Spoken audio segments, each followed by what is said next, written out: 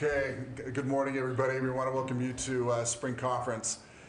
We apologize for starting a couple of minutes late, trying to iron out some last minute technical difficulties. You know, of course we can't do this perfectly.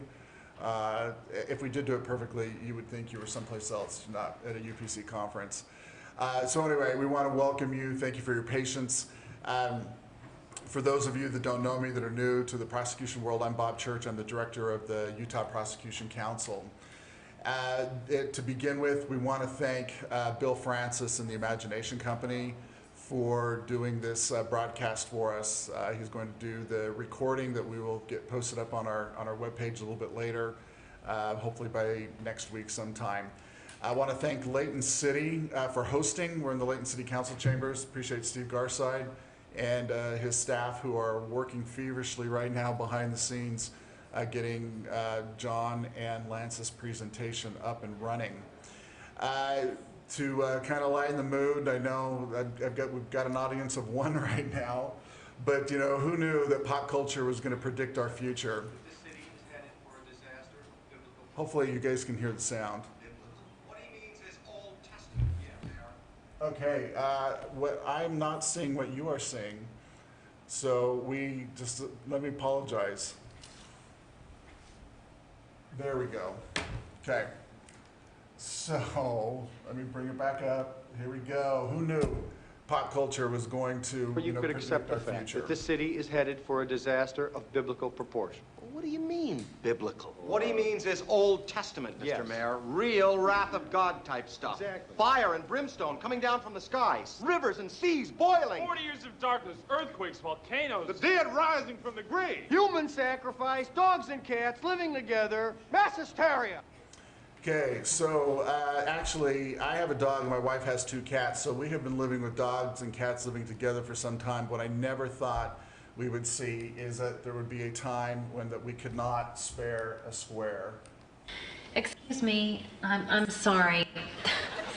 This is kind of embarrassing, but there's no toilet paper over here. Are you talking to me? Yeah, I just forgot to check, so if you could spare some. No, I'm sorry. What?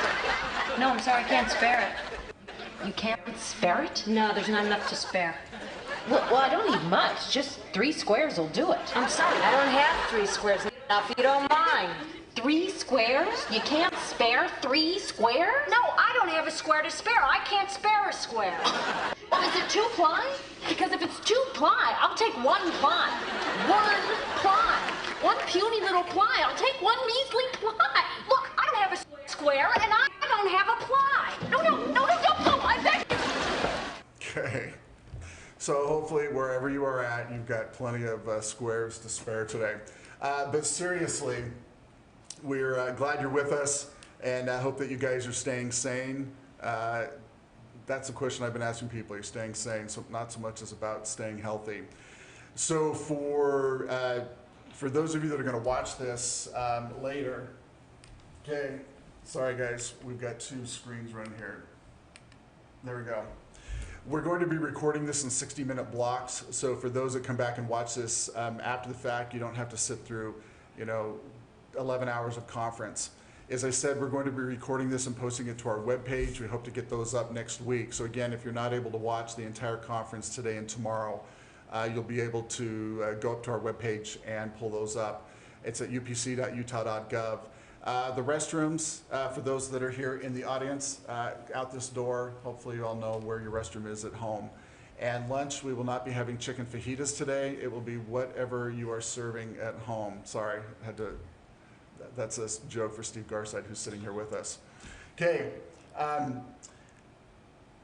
you can ignore the dates that are on these slides, these next couple of slides. I cut and pasted this from spring 2018. What I want, oh, and this is an old look on our webpage. The reason that I'm pulling this up is I want to make sure that everybody knows where you need to go to log in to do your course evaluations. Is you will go to our webpage, click on the members link, which is there in the upper left-hand corner. Okay, you will get a drop-down menu, and if you have not signed up as a member on our webpage, it will give you this member registration. What we ask is that, or what I ask is that when you register, that you use a government email address so that I know that you work for a government agency. If it's a Gmail or a Yahoo, I have to send you an email, confirm that you work for the government, work for a prosecution agency. And depending upon where you work, that will depend on the level of access that you get on our webpage.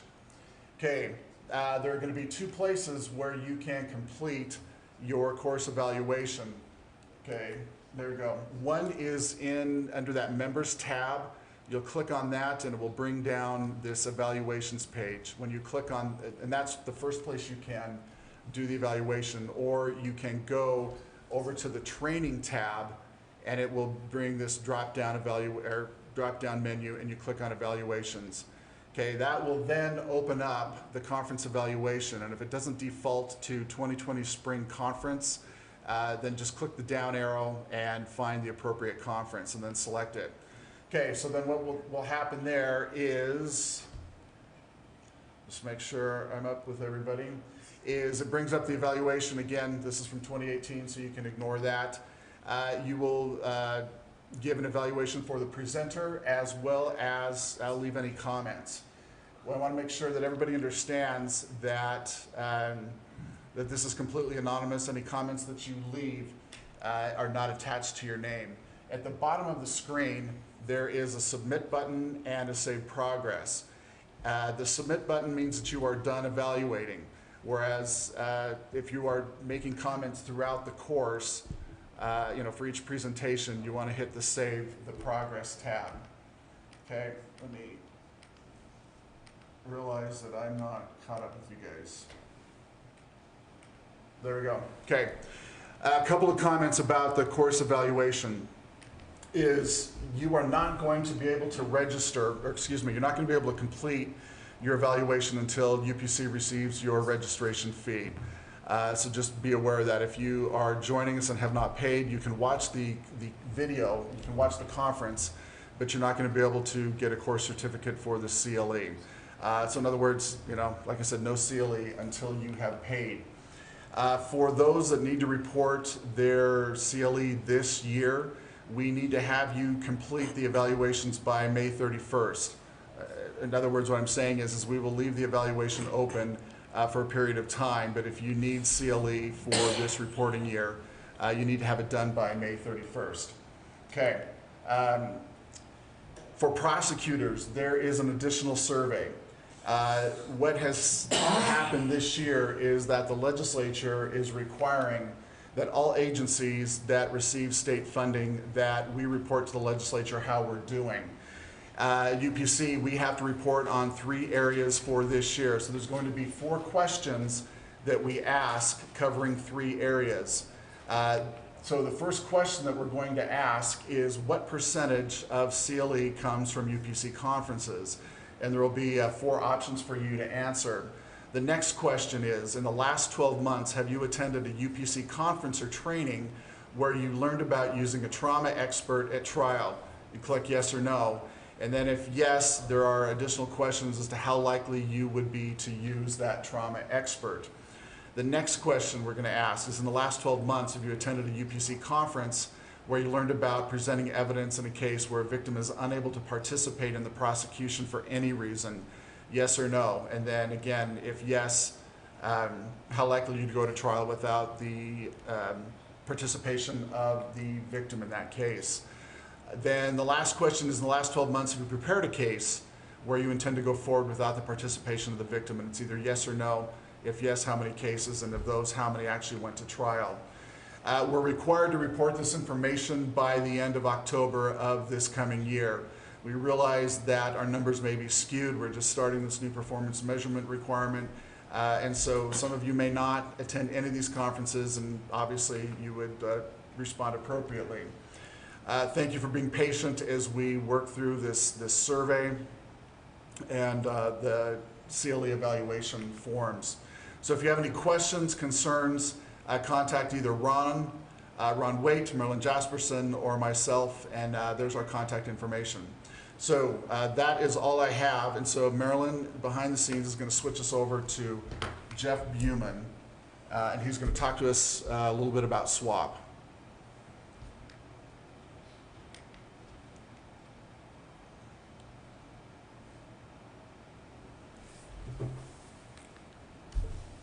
Can you switch it on this one? Good morning, Jeff Buman. I'm the Executive Director of the Statewide Association of Prosecutors and Public Attorneys. This year I thought I'd take this opportunity to talk a little bit about what SWAP is and what it does for prosecutors. So first of all, who is SWAP?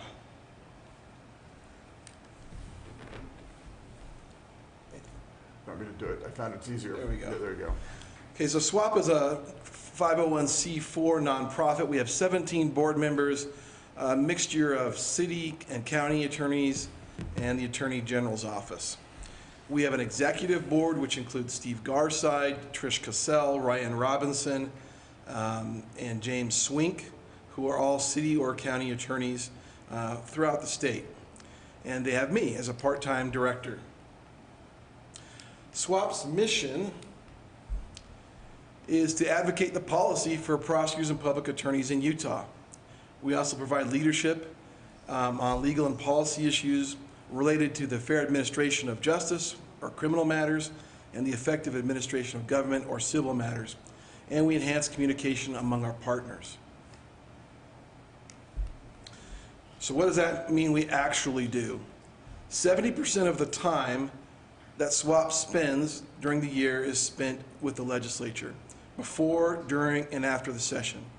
And when I say SWAP, that's not me, that's a whole large team of prosecutors, including the Salt Lake District Attorney's Office, the Attorney General's Office, city and county attorneys, Utah Prosecution Council to a certain extent. We'll talk about that in a second. CivLAC, which is a number of civil attorneys that work for the county attorneys, and SWAPLAC, which is the criminal deputies and assistant city attorneys working on criminal matters. 15% of our time we spend working with communicating with other organizations, and 15% on policy development like our best practices committee. All right, so when we talk about how we spend that 70% of the time, let me back up a little bit and talk about the differences between SWAP, Bob at UPC, and the UCDAA, which is the Utah County and District Attorneys Association. Many years ago, long before I was a county attorney, there was a split where we decided, and I say we before I was here, that because UPC is funded by legislative dollars, essentially, or at least controlled by the legislature, their funding, that it was not advantageous to have them lobbying as well.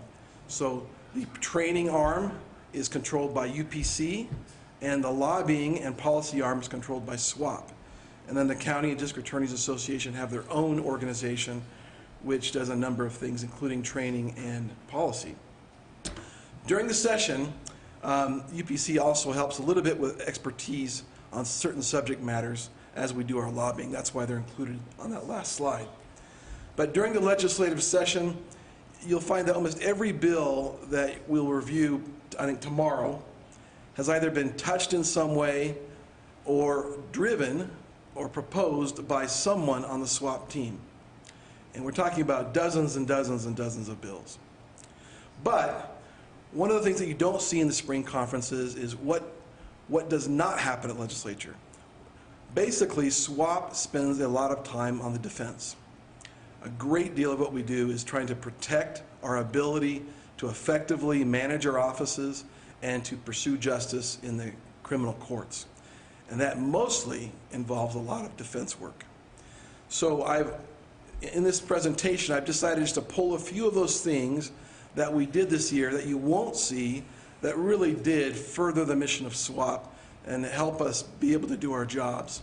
I have 8 examples that I pulled from this session that I'll talk about briefly. There's many more. The first one, House Bill 288, Prosecutor Data Collection Amendments. This started last year at the end of the session when a legislator proposed a bill that would have drastically changed the way that we operate. It would have provided a great deal of oversight to prosecution offices. Over the interim, we worked with that legislator a great deal, and you'll see tomorrow what resulted is basically a bill that now only collects data from prosecutor offices. And we also got a soft commitment to help us obtain more funding for more e-prosecutor licenses. So essentially, what started out as a very bad bill for prosecutors, we hope will end up as a good bill for us. There we go. Second example, insanity defense. So this is the second session where insanity defense was proposed. This is a bill that would drastically change the ability of defendants to assert that insanity defense, would have broadened it extensively. Furthermore, if passed, it would have overburdened the state hospital's forensic unit and basically removed all of the civil beds that we have access to at the state hospital. So twice now we've been able to defeat that bill during committees, but unfortunately it's been very, very narrow, and that bill will probably come back again. Third example, law enforcement use of biometric information. This bill as proposed would have given a perpetrator basically an absolute right to not provide facial recognition, iris recognition, fingerprint scanning, voice recognition, whatever it is, to a police officer trying to open up an electronic device, even with a warrant. We were able to modify the bill eventually to the point where we were happy with it, but then it never got a hearing. Example 4, child abuse and endangerment amendments. This bill also started out in a manner that would have drastically undermined our ability to basically go after these drug houses where children are found. It would have required us to prove that a child was actually damaged or injured by operation or by the proximity to the drugs, and that would have required us pulling the child out of the house, getting it tested or examined by a medical professional, and we thought that was way too intrusive. We're able to modify that bill extensively, and you'll see tomorrow that now it makes really only minor tweaks, ones that we were happy with. The fifth example, amendments to asset forfeiture. As you all know, asset forfeiture has been churning through the legislature for many, many years, and it's been our ability to do civil asset forfeiture has been greatly eroded over the past 10 or 12 years. Nonetheless, the attacks continue. Really, many advocates that we're opposed to want to just get rid of civil asset forfeiture in its entirety.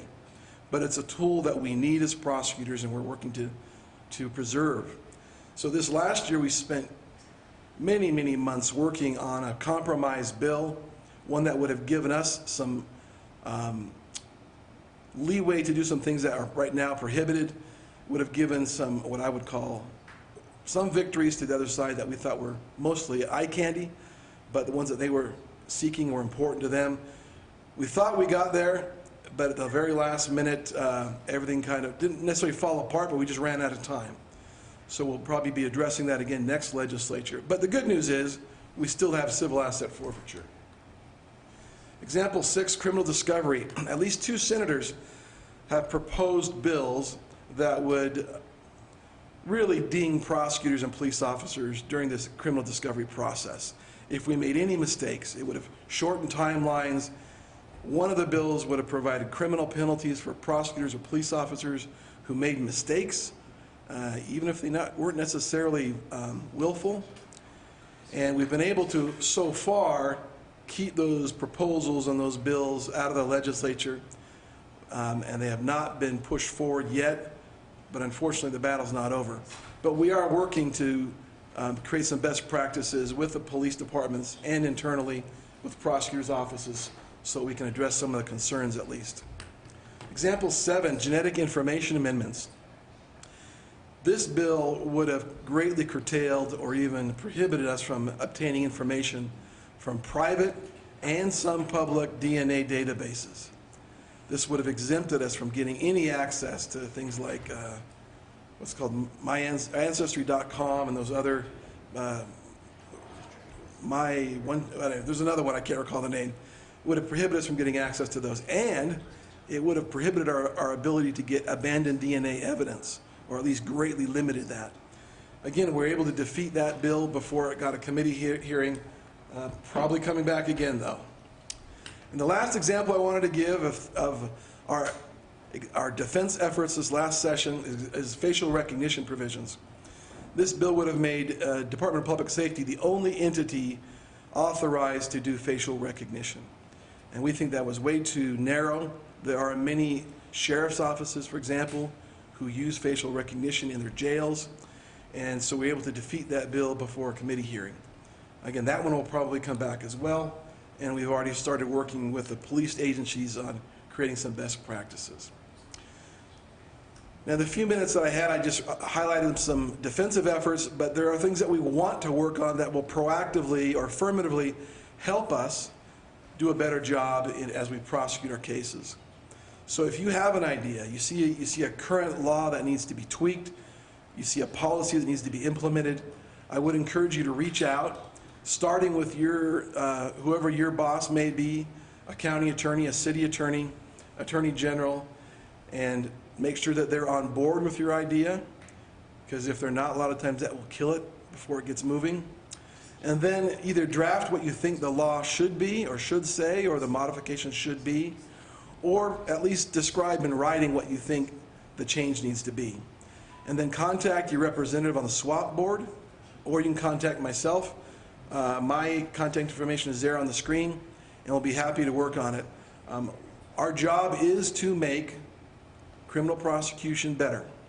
Our job is to make things better for victims, defendants, prosecutors, and the public. If you have ideas that you think will support that goal, feel free to contact us. Thank you. Thanks, Jeff. So what we're going to do, before I tell you what we're going to do, let me just make sure that everybody got a copy of the agenda. If not, you can go to our webpage, to the spring training page, and you can download it. We're going to be pretty good about following the agenda. As it will show you, we're going to take 15-minute breaks every hour, just like we would a normal conference, so you can get up, go to the bathroom, a cup of coffee, orange juice, whatever. So it's 8:57. We've got about 3 minutes. What we need to do is to swap out the presentations and get Jeff and, John and Lance spun up. And then we'll get started at 9. We'll go to 10, break at 10 o'clock and there on after. So thank you for bearing with us. Thank you for being patient. And we will get started in just a couple minutes.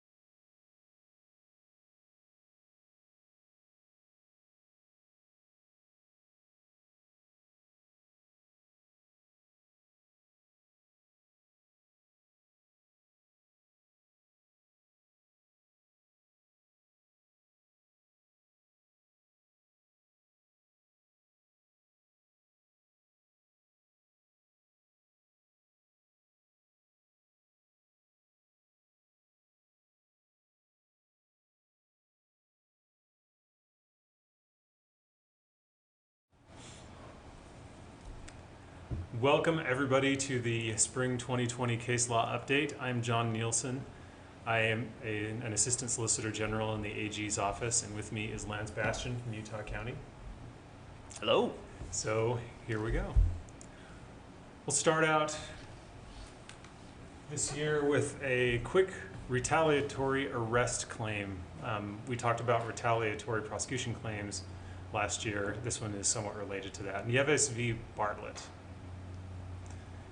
Question in this case, does probable cause for arrest defeat a retaliatory arrest claim? The answer is yes, usually, or if you really dig into the opinion, almost always. So if anybody's looking for a good time in the era of social distancing and you want to get drunk, slap on some skis, and be pulled behind a snowmobile at 90 miles an hour, then just head on up to Alaska and attend Arctic Man. It's basically the Burning Man of Alaska. One writer described it as a, quote, week-long booze and fossil-fueled sled neck revival bookended around the world's craziest ski race, during which something like 10,000 partiers in their snow machines disgorge onto Camp Isabel's 300-acre pad to drink, grill, fight, and drink one last time before it all melts away. So clearly this is a recipe for peaceful interactions where nothing ever goes wrong, right? During that week, it actually becomes one of the largest cities in Alaska. And the event culminates in one of the toughest and most dangerous downhill ski races in the world, 5,800 feet high, then dropping to 1,700 feet in under 2 miles, where the skiers are then joined by their snowmobiling partner to speed to the finish line. So, like I say, recipe for peaceful interactions, right? Because it's in the middle of nowhere, Alaska, police are in short supply, so they bring in people from all over the state. They fly in officers from other localities, from state troopers, that sort of thing. But even during the busiest periods, there are not more than 6 to 8 officers on patrol for all of these hundreds or even thousands of people. So we come to Sergeant Luis Lou Nieves of the Alaska Highway Patrol. So Sergeant Nieves was on duty that last night of Arctic Man in 2014 when he had an encounter with Russell Bartlett that ended in Bartlett's arrest. And we actually have some video footage of that. For 3 days, campers turned the Hoodoo Mountains into Alaska's 4th largest city. It's Arctic Man. It's the Great Alaskan Springtime Passage. They come from all over Lots of alcohol, definitely, firewood. to see this. When the daytime races are over, the nighttime celebrations begin. Alaska State Trooper Sergeant Lou Nieves They gotta sit down. is in for a long night. You gotta have a lot of patience for a job, because we're gonna contact this individual here, who's riding around with no headlights. Stops like this are pretty routine. For the fact that we have so many drones out here, I'm really worried that you're gonna get hit. A motorbiker with no headlights is given a warning. You stopped, you didn't run, you didn't polite. A dangerous driver is told to slow down. I know we're here to have fun and stuff, I know that. And a snow machiner is pulled over, suspected of DUI. Well, it looks like these guys are good to go. Turns out that they're not like they're even got high fives out. As the night goes on, troopers turn their attention to the beer tent. We're looking for the guy walking around, looking at the people, They're also on alert for anyone underage. This 19-year-old's night ended here at the jail tent. We can't drink up here. The reason we can't drink up here is because bad things happen. The party inside stayed peaceful, but outside, Right there, right there. Stop! Stop! Stop! Who are you pointing at? Punch me. Who punched you? the fight ends without any arrest. Later, more calls for underage drinking. Shannon Light on it.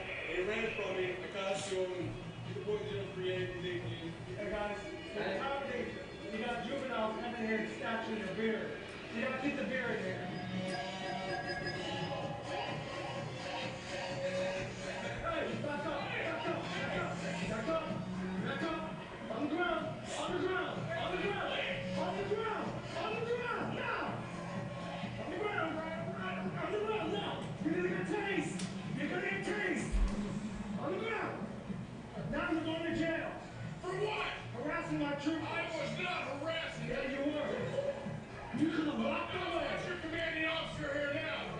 comes to an end. Your time. You're going to jail. It's clear that Arctic Man 2014 was one weekend that won't be forgotten. Either by the folks out here, or the troopers working to protect them. Let's try not to pick up any more cases. And get the hell out of here. John Payton, KTVA 11 News. So it's like a small town Alaskan, I guess that's kind of repeating myself, episode of Cops, right? So just to fill in the rest of the story, we actually saw a little bit of what happened in this case. At about the 150 mark, we saw Nieves was talking to some partiers about moving their beer keg inside their RV because minors were making off with their alcohol. And Bartlett began yelling at the RV owners not to talk to police. So Nieves tried to talk Bartlett and talk to him, explain the situation, what was going on, but Bartlett was really drunk and he yelled at Nieves to leave.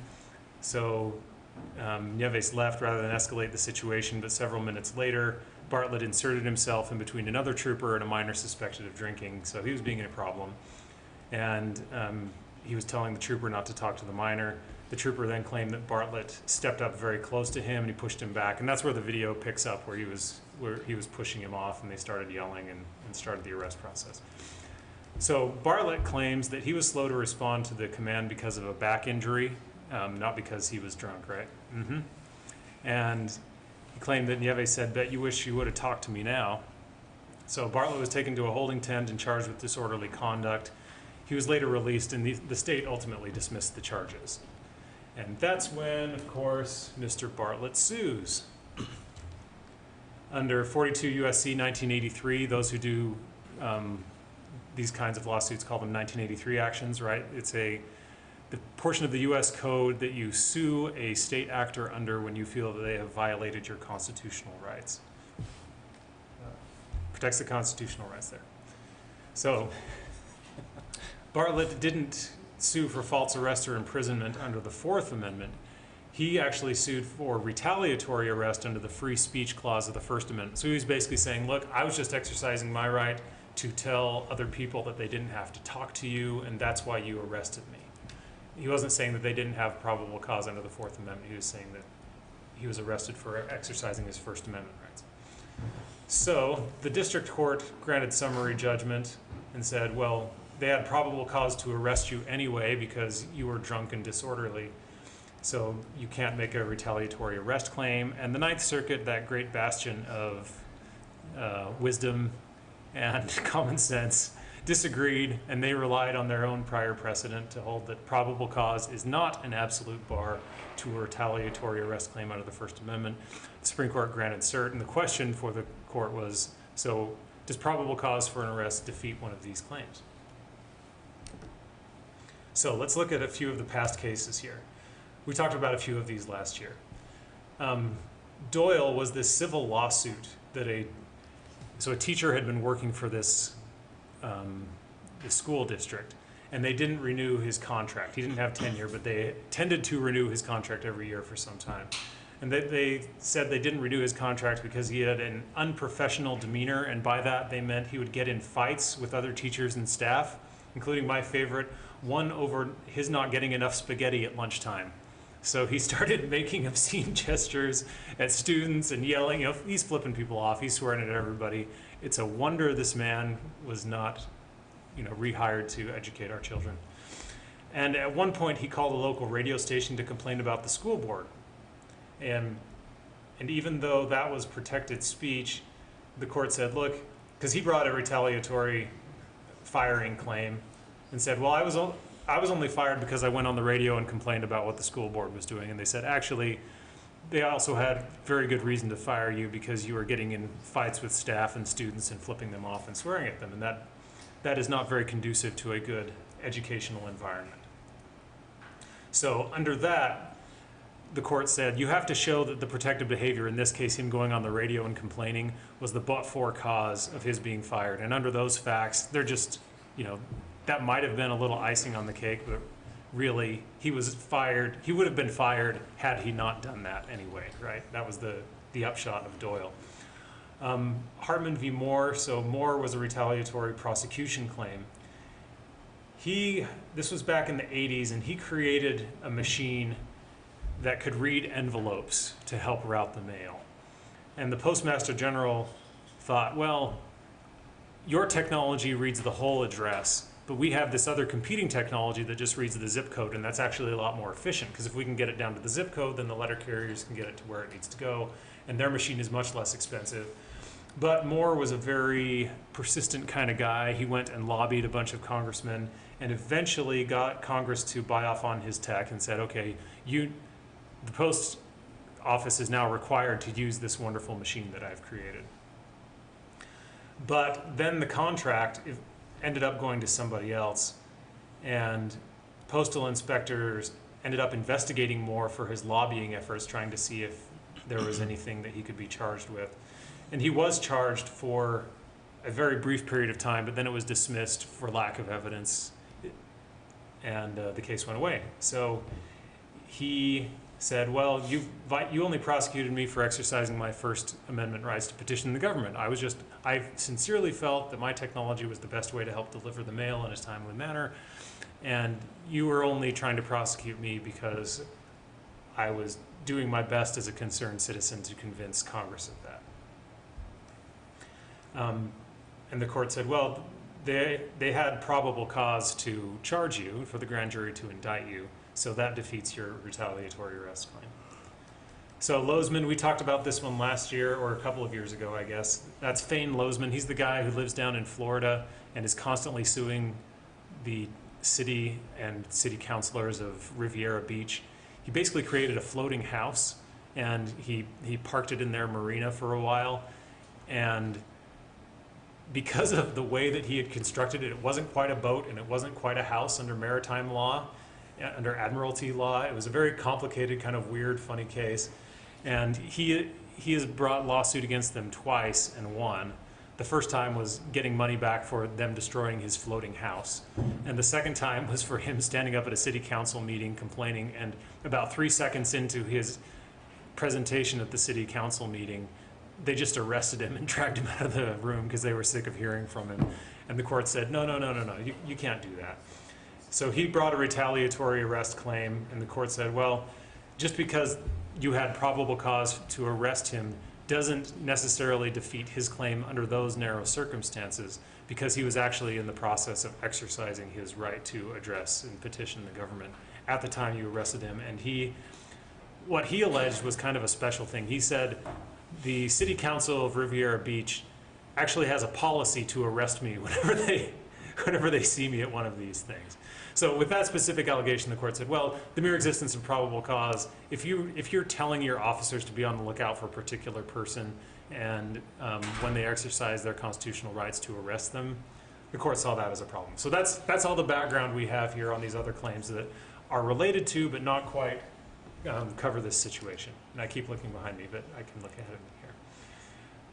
So the court, via Chief Justice Roberts, he writes the majority, and he says, Lozman was unique because he alleged a very specific policy of the city council being prejudiced against him, essentially, and being out to get him.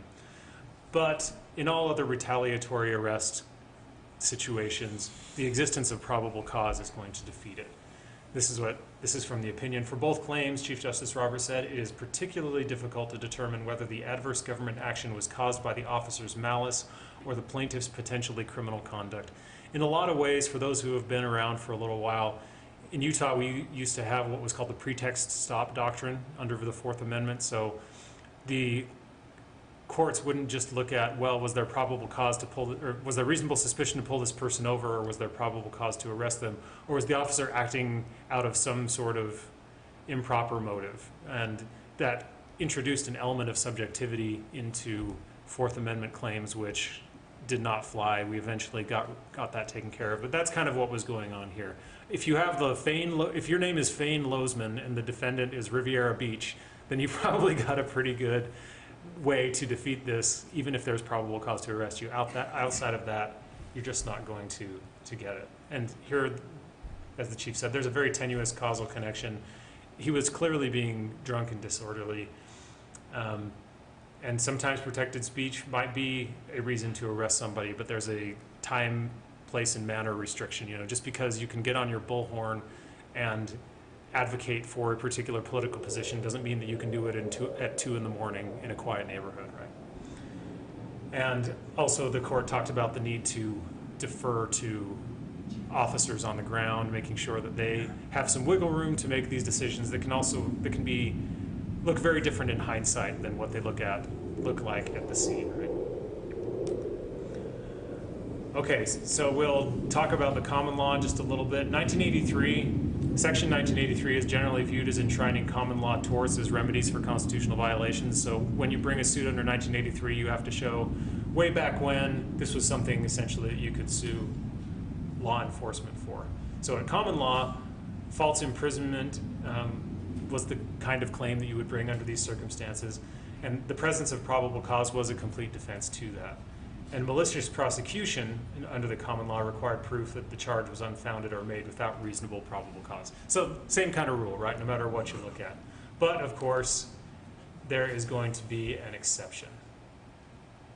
And that's supposed to be a GIF, and it's funny, but it's not working right now, so we'll just move on. This is the chief again. Although probable cause generally defeats one of these kinds of claims, a narrow qualification is warranted for circumstances where officers have probable cause but typically exercise their discretion not to do so. And if you look at the history of 1983, this actually makes sense, because back when it was enacted, officers generally could arrest for misdemeanors only in limited circumstances. But now all 50 states allow arrests for most misdemeanors. So let's say that there's a big protest in downtown Salt Lake City, and a number of the protesters jaywalk. They cross the streets not at the lights or whatever, even though there's no traffic. If you go and arrest those jaywalkers for protesting, they might be able to claim, hey, even though you had probable cause to arrest me, you almost never arrest people for jaywalking. So the fact that you did here shows that this is something that violated my constitutional rights. You were animated by a desire to motivate my constitutional rights. So there you go. Okay.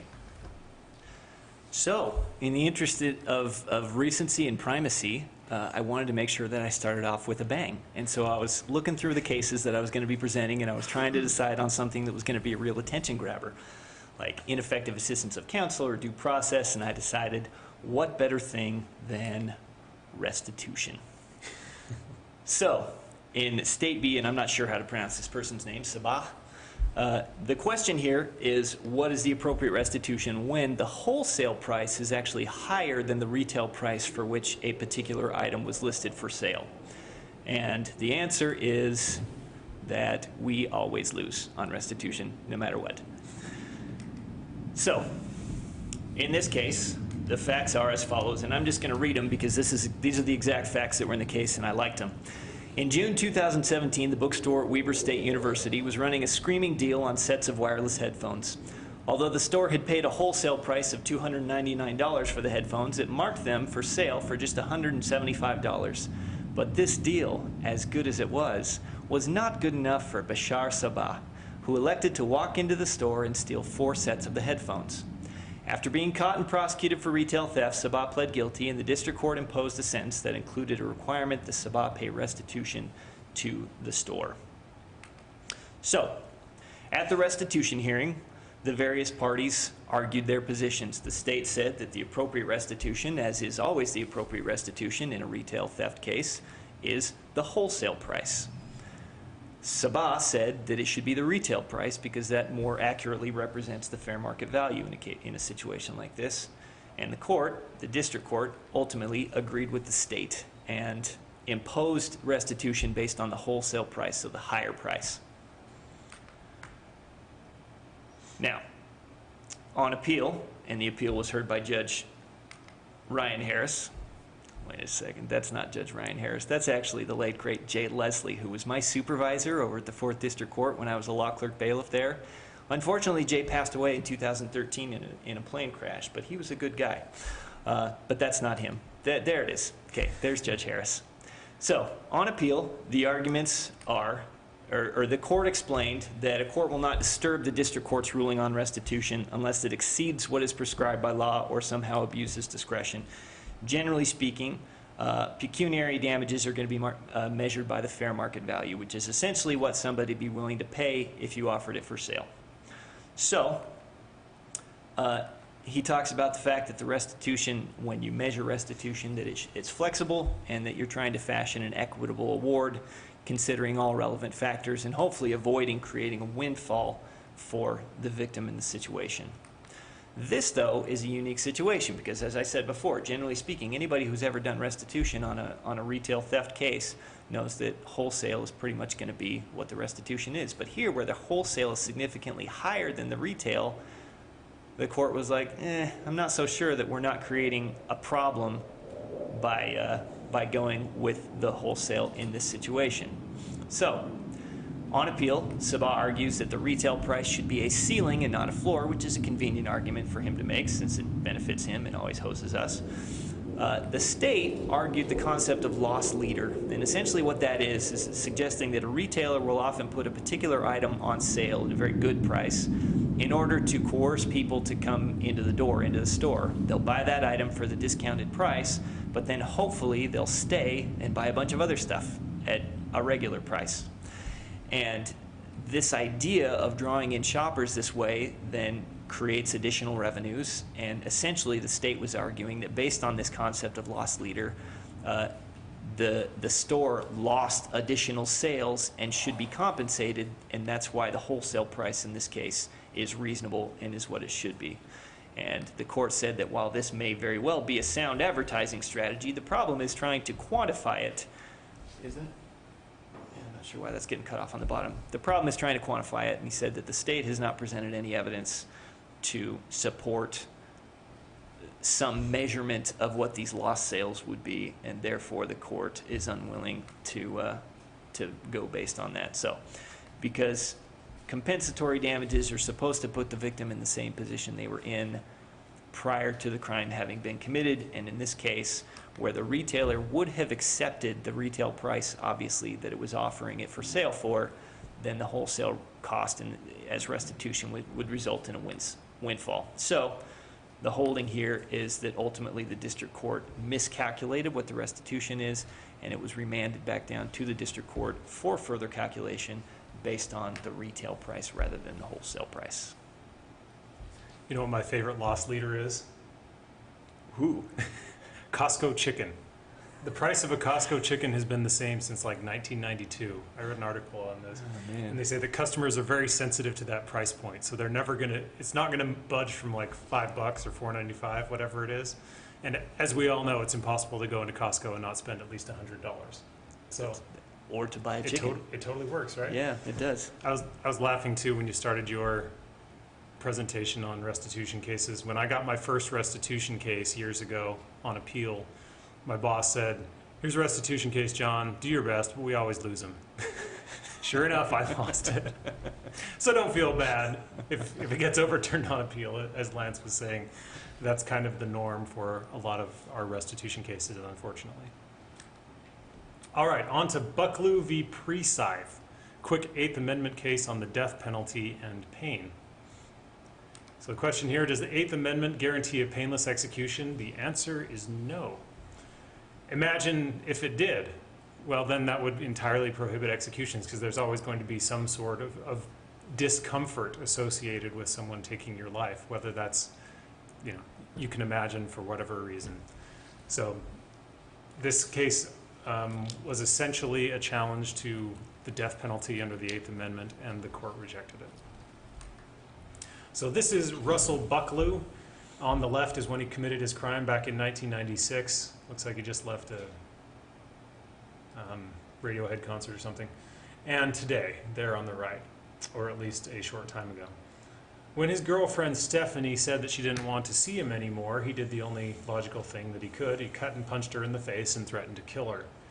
She took her kids and went to stay with a friend nearby. He actually ended up breaking into that house, shooting the friend in the chest, shooting at the friend's son, pistol whipping Stephanie, handcuffing her, kidnapping her, raping her, and killing her. So he's a gem, right? He was arrested, but he then escaped from jail and attacked Stephanie's mother with a hammer before he was recaptured. So a very, very dangerous person. Quite a guy. He was convicted of murder and sentenced to death in Missouri. He went through all the usual process: direct appeal, state post-conviction and appeal, federal habeas and appeal. He lost every single one of them. So like a lot of other death row inmates around the country at the time, he was set to die by lethal injection. And like many of them, he started to raise a challenge to what was then the 3-drug protocol. There were 3 different drugs that the state injected you with in succession to bring about your death.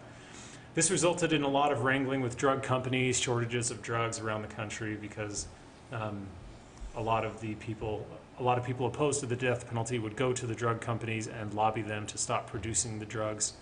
And that was fairly effective, so there began to be a shortage of the drugs to bring this about.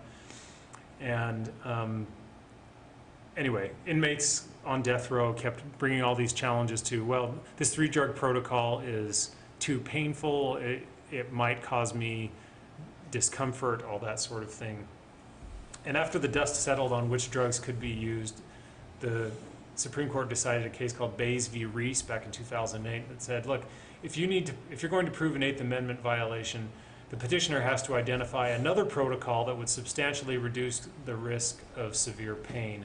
In Utah, that meant we just reinstituted the firing squad, which incidentally, even Justice Sotomayor, who is no friend of the death penalty, agrees is essentially painless and poses little risk of mistakes.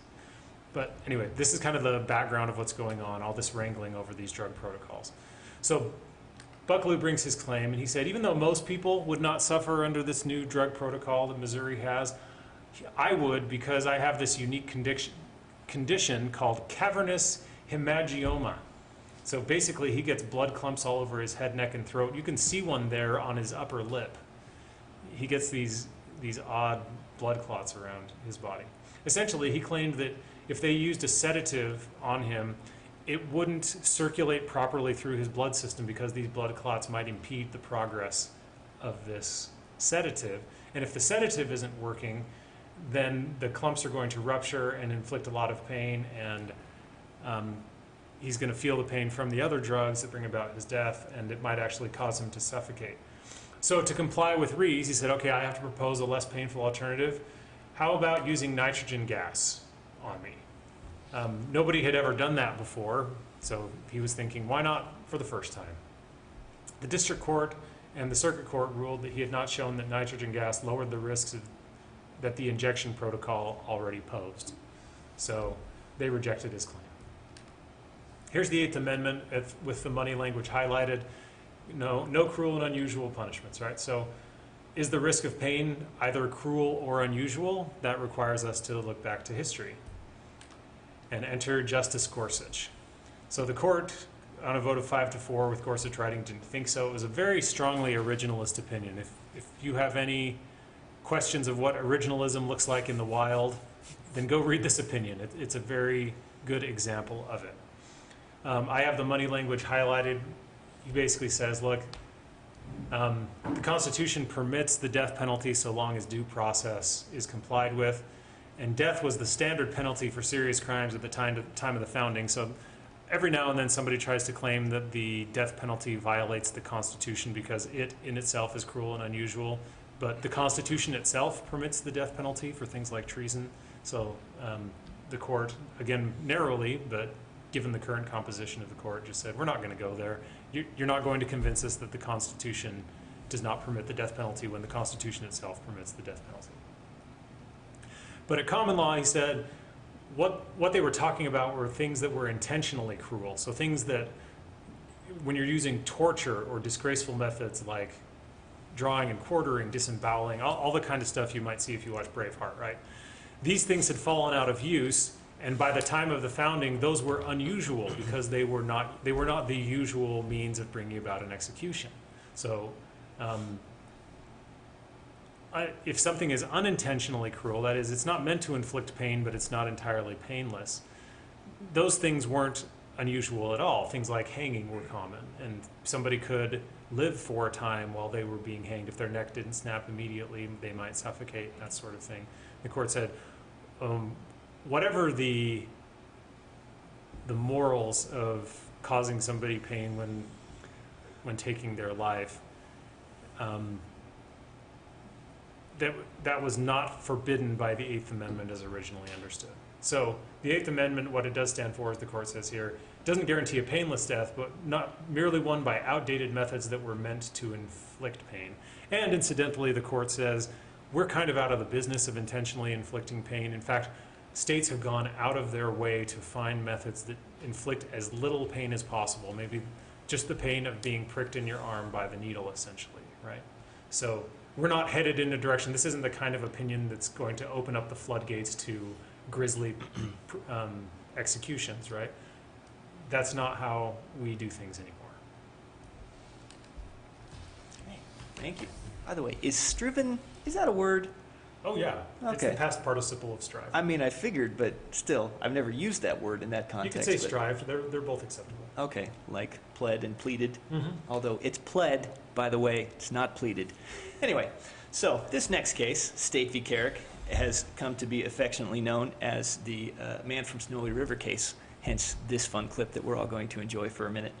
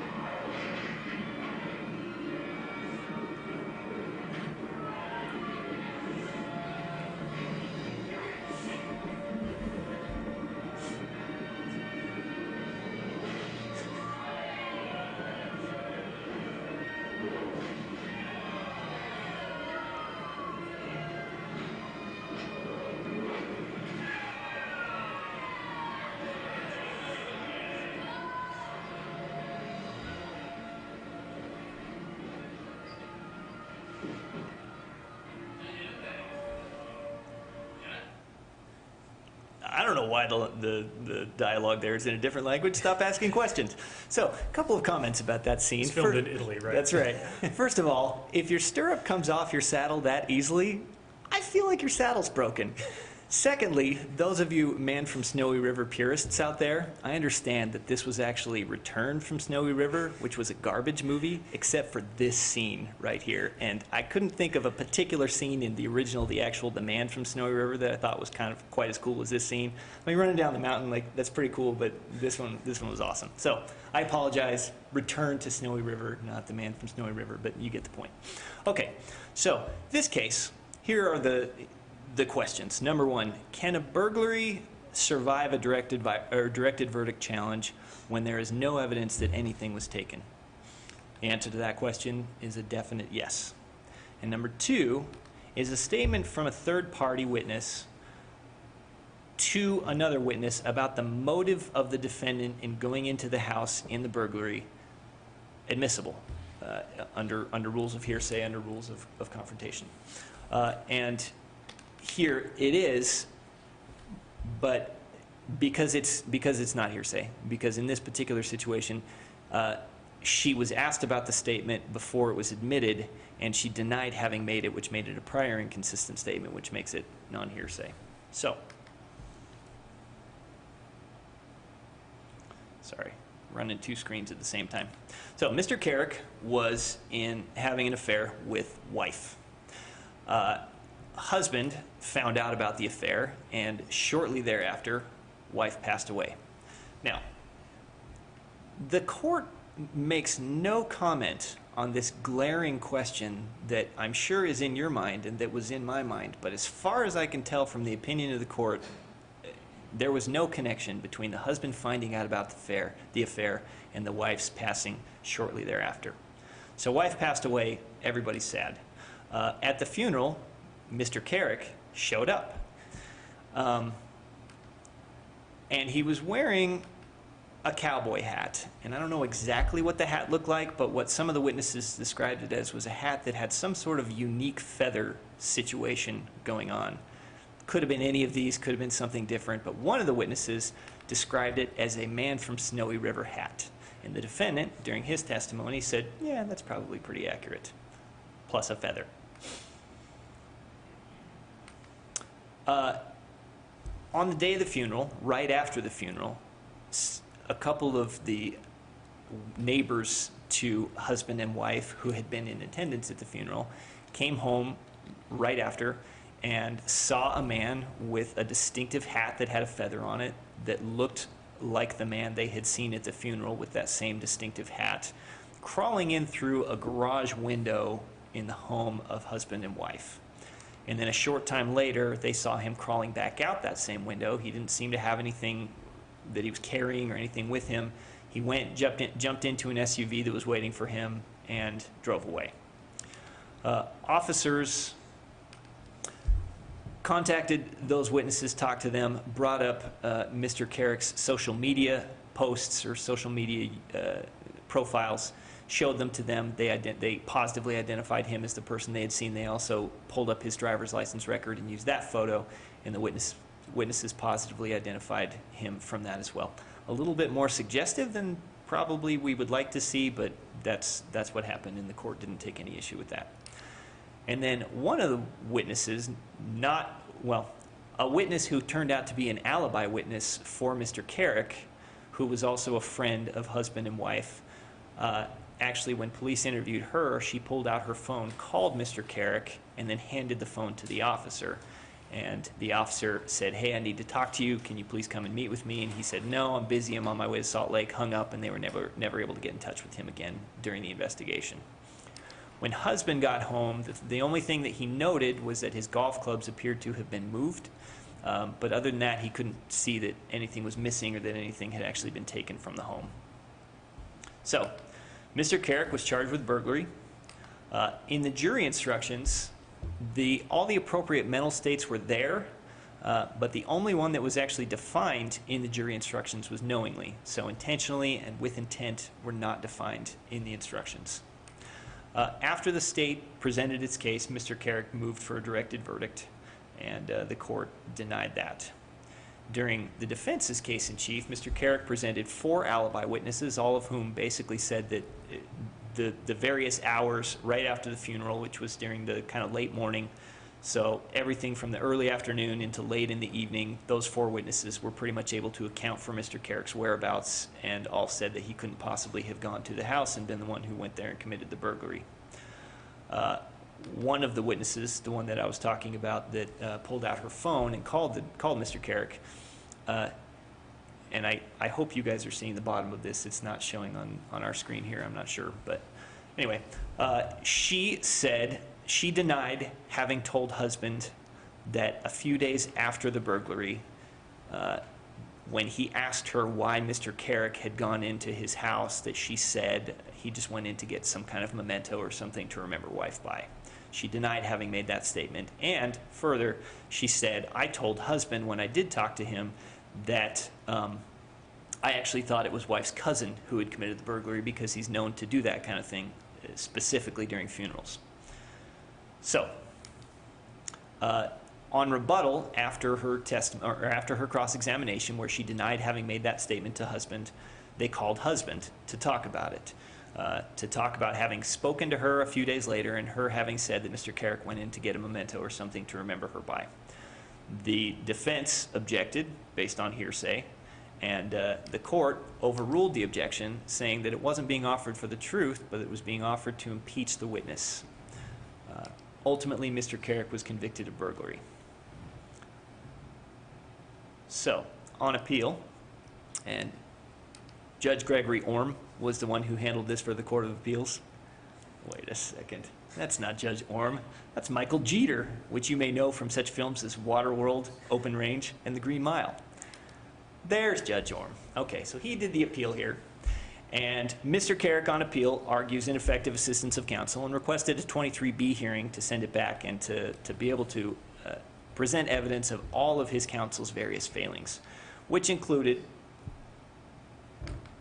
quite a list of things. He said that he should have gotten an expert to talk about eyewitness testimony. He should have investigated some of the CSI practices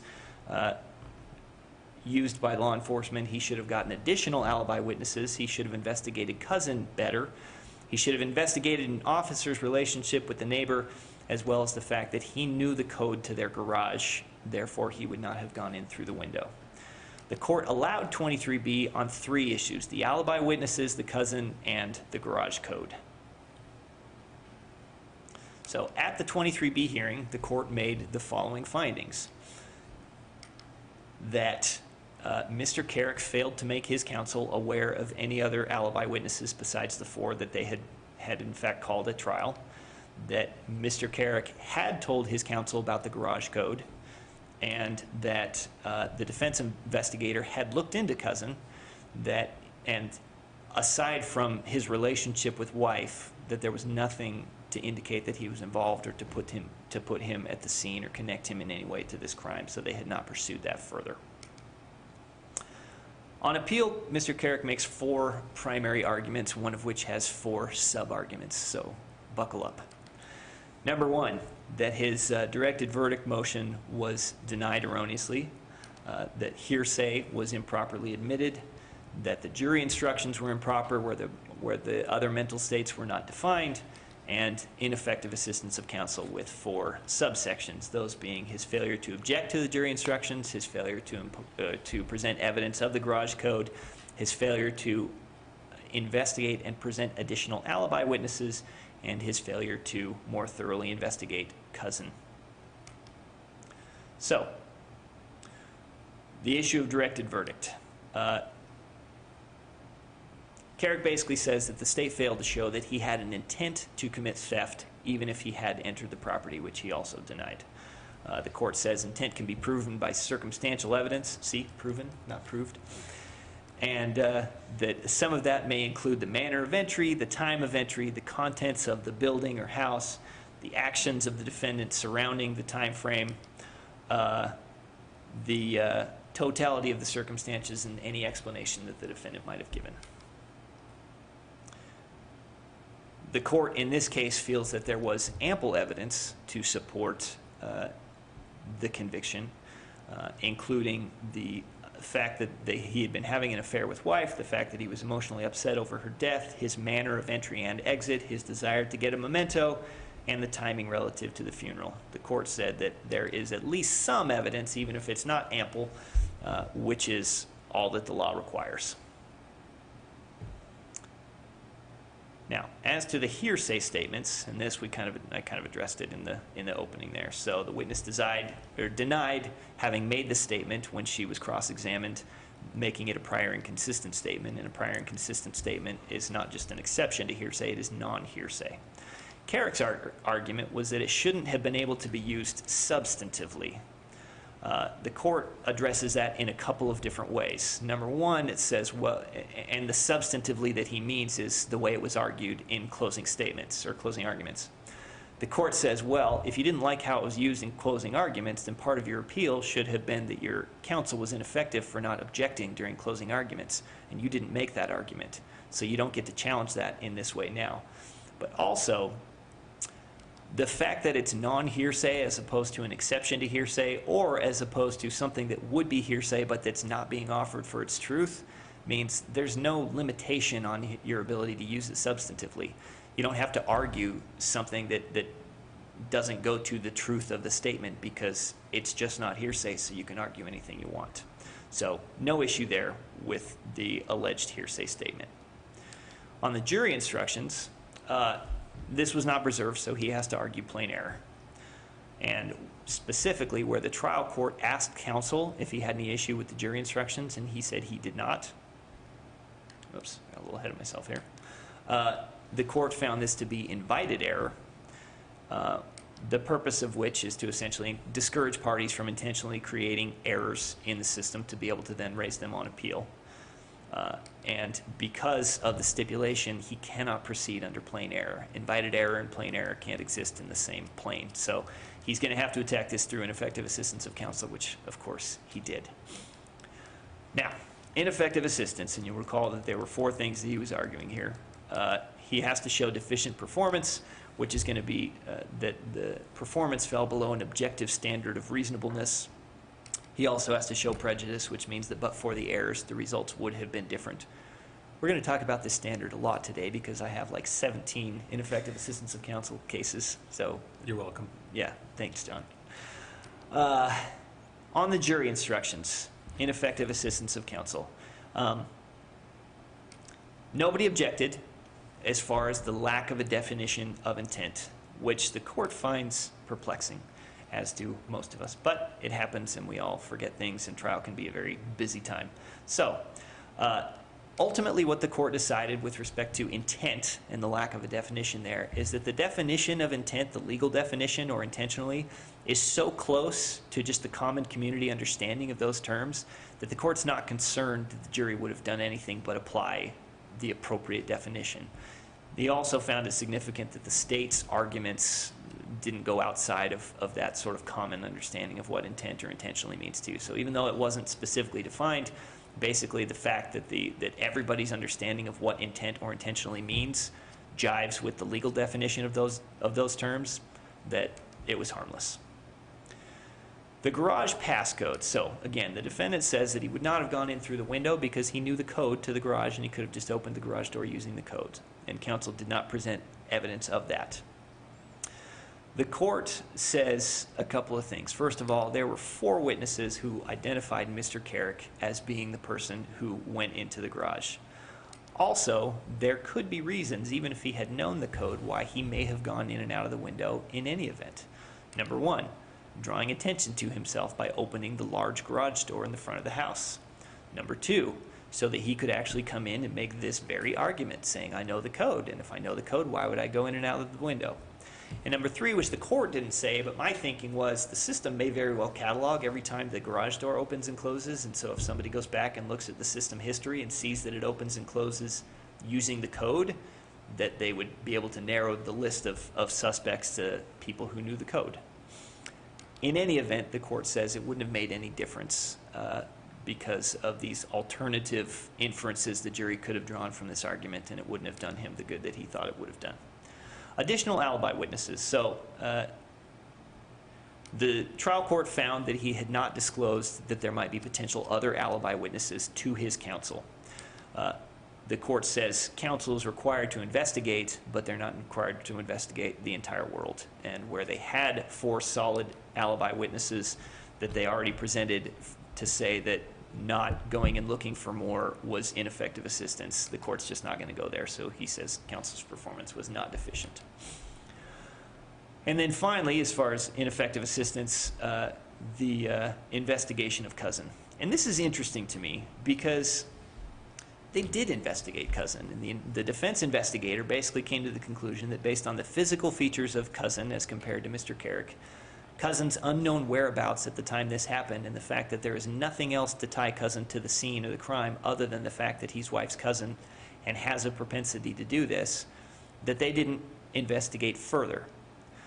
So the court assumes without deciding that failure to investigate further was in fact deficient in this case, which I was very surprised by because I don't know why he needed to make that assumption. They did investigate, and they did investigate pretty thoroughly. So for him to say that he has to assume that the failure to investigate further was deficient is odd, and I don't know why they did that. It's also interesting, and you'll see this in some other ineffective assistance cases, where the court feels the need to tackle the 2 prongs of ineffective assistance, so the deficiency prong and then the prejudice prong, in that order. Therefore, having to say, well, we're going to assume deficient performance here, but then we'll jump to the prejudice prong and find there was no prejudice. In some of our Supreme Court of Utah cases, you'll see that they didn't bother with that. They just skipped right over the deficiency, went right to the prejudice, and decided the case on that basis that there was no prejudice, not ever having addressed the deficiency issue, because where both have to be met, it makes some sense to take them in that order and probably to analyze them in that order. But as far as the court having to say, well, we're going to assume deficiency so we can get to prejudice, I don't think they have to do that. In any event, he said there was no reasonable probability of a different outcome because the investigation of Cousin just wasn't going anywhere. So, the holdings in this case. No error in either the directed verdict, the hearsay objection, or the jury instructions. No ineffective assistance of counsel as to the jury instructions, the passcode, Cousin, or the additional witnesses. And ultimately, Judge Orm affirmed the district court on this. You know, I've always thought Judge Orm looked more like Teddy Roosevelt. Oh Man, that would have been good too. Yeah. Just a couple of things on Carrick. You're right about him assuming, it being a little strange that he assumed deficient performance just to get to prejudice and reject the claim. I actually had a discussion with him at an oral argument last year where he seemed pretty intent on assuming something I thought he didn't have to assume. So he's aware of this issue. He just thinks differently about it. Does he know what happens when we assume? Did you explain that to him? We didn't get to that issue. We had other things to talk about. Oral arguments are no fun. But Carrick is a good one. We're seeing more and more 23B motions these days, and when we get them, our office tends to come help. The presumption is that the trial attorney or attorneys are going to do that hearing with help from the appellate attorney. I've done it several ways. If it's a very experienced prosecutor, I've just kind of kicked back and watched them do it, and then they consult me at the end of their questioning and see if there's anything they missed. Our office tends to do a lot of the filings, so the motion practice and all of that. But this case is a really good illustration of something that keeps coming up over and over again, because whenever they say, my attorney messed up, he should have done this, he should have done that, whatever. The reason why these hearings can be helpful is Strickland itself, Strickland v. Washington, says that counsel's decisions depend critically on what the client tells them. And sometimes defense counsel will try to do a 23B hearing without calling the attorney, and I don't know how they can possibly make their case without that, but they try. So if they don't call the attorney, then by gum, you call the attorney, and you talk to them, and you get them to say, what did your client tell you? Because 9 times out of 10, that's actually going to defeat the claim, because like, well, they never told me about that. Had they told me that, I would have looked into it. So something to be on the lookout for if you get one of those 23B motions. And of course, if you do see one in your case, be sure to talk to the appellate attorney so we can help walk you through it. So it's 10 o'clock. Bob, should we take a break now, or since we started a little late, should we get another 5 or 10? Yeah. Okay. So, All right, Tom, we're we'll take a break. Okay, we're going to take a 15-minute break. We will be back at 10:15. See you then.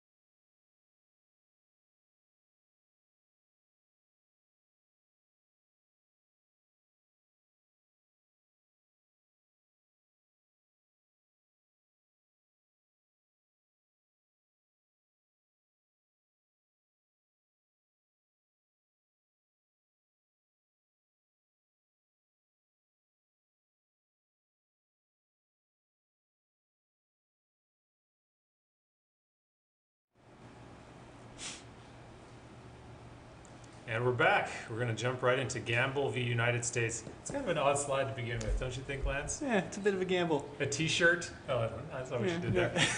That has 2 gold coins on it. Yeah. Do you know what this case is there some about? significance to those gold There coins? actually Are they is. doubloons? They're not doubloons. They're sovereigns. Oh. And there's 2 of them. Would that make it dual sovereignty? They would make it a dual sovereignty. Oh man, Yeah, so classic. Yeah, you're welcome. So this is about a case about dual sovereignty. Think all the way back to law school. The question in this case is the dual sovereignty doctrine still a thing that exists? The answer is yes. So this is most noteworthy for what it didn't do. It just affirmed something that's been around for a few hundred years at least. Right? All right, this is Terrence Gamble. He was stopped by police in Mobile, Alabama for driving a car with a damaged headlight. So during the stop, the officer smelled some weed, later yada yada yada, searched the car, found it a loaded 9mm handgun, which might not be as much of an issue, but unfortunately for Mr. Gamble, he'd previously been convicted of a second-degree felony. So under Alabama firearm laws, he was a restricted person, right? As he would be in, I think, just about any other jurisdiction. So here's Alabama Code, Section 13A 1172, pretty standard felon in possession statute. Gamble pled guilty, did you see? Pled Hey, thank guilty. you. I appreciate that. And was given a year in jail and probation in state court. Now it's Uncle Sam's turn. So here is 18 U.S.C. 922 G1. This is the federal felon in possession statute. Every gun that has moved in or is affected interstate commerce. Same offense, essentially, with the exception of the interstate commerce element. Gamble moved to dismiss on double jeopardy grounds, and the district court, once he's in federal court, denied the motion, and he entered into a conditional guilty plea, what we often call Siri pleas in Utah, or now Rule, I think 11J pleas. It's been put in the rules of appellate procedure. He reserved his right to appeal. The 11th Circuit affirmed based on the dual sovereignty doctrine, and the Supreme Court granted cert. And this is what really got people's attention, because there was the conventional wisdom with granting certiorari review is that you don't grant review to affirm. The Supreme Court usually grants review because the lower court got it wrong, or they're on the wrong side of a split. So when they granted review in this case, the thinking was, great, at least 4 members of the court are inclined to review the dual sovereignty doctrine and possibly get rid of it. So this got a lot of people's attention. And it ended up being nothing. It was a 7-2 vote, Alito writing, and basically saying the dual sovereignty doctrine still exists and is valid. So we'll start with the text here. No person shall be subject for the same offense to be put twice in jeopardy of life or limb. Oh, that's actually the same offense, not the same offense, but you get the idea. Very nice. Yeah. This is an argument almost as old as the double jeopardy clause itself. So it protects from retrial from the same offense, not for the same conduct. And offenses have been defined for a very long time as once per sovereign.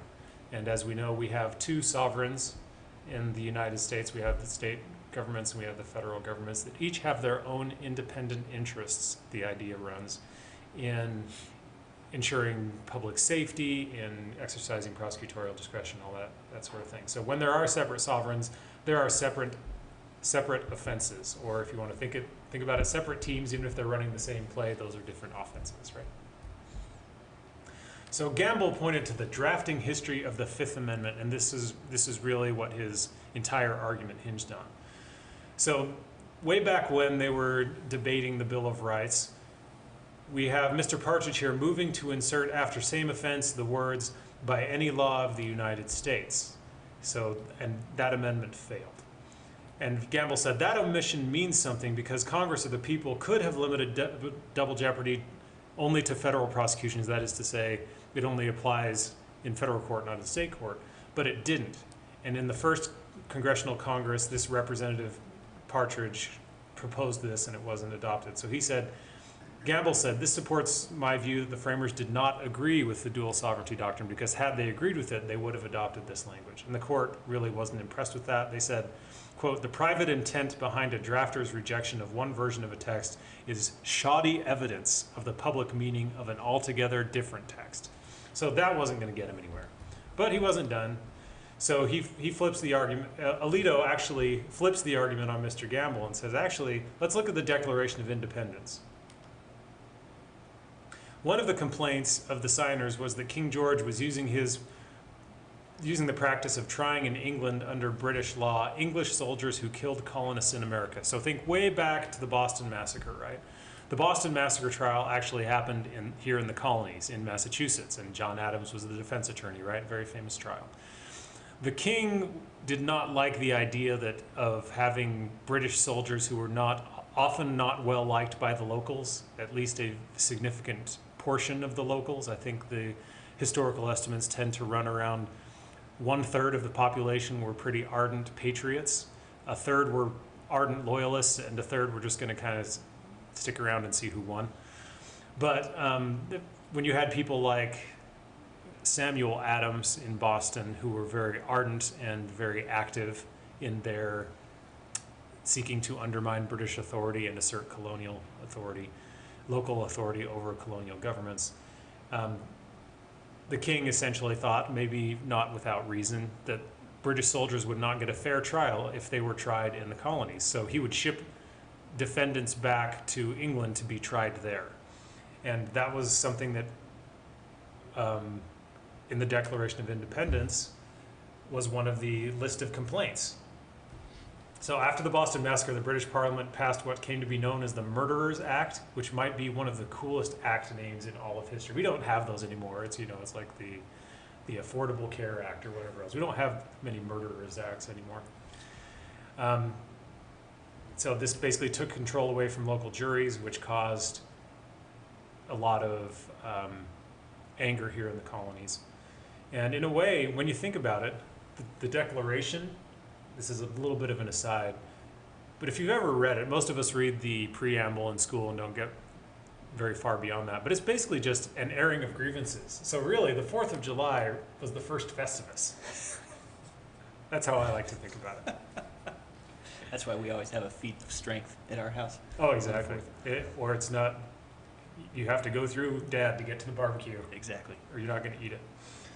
So Justice Alito looked at that and said, on Gamble's reading, the same founders who quite literally revolted against the use of acquittals abroad to bar criminal prosecutions here would soon give us an amendment allowing foreign acquittals to spare domestic criminals. We doubt it. Yeah, so the historical evidence was not as strong as Gamble thought it might be.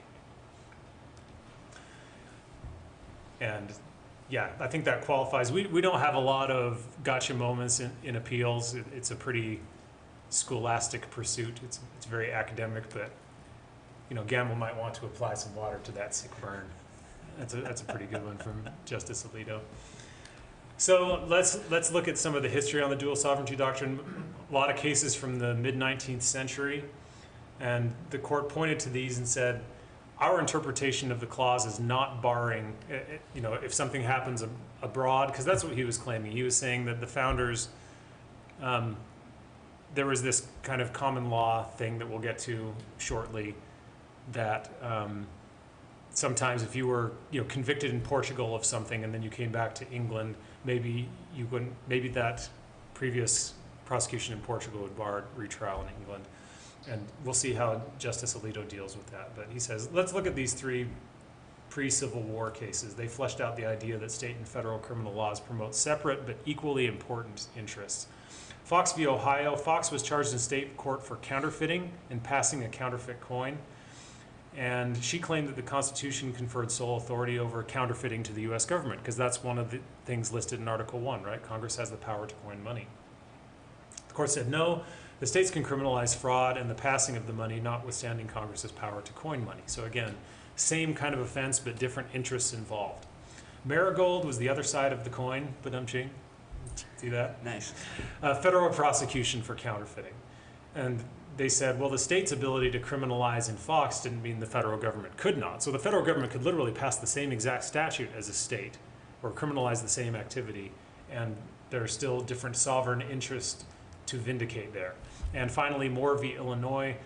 Moore involved state and federal fugitive slave laws, and talked about, it gave as an analogy assaulting a U.S. Marshal.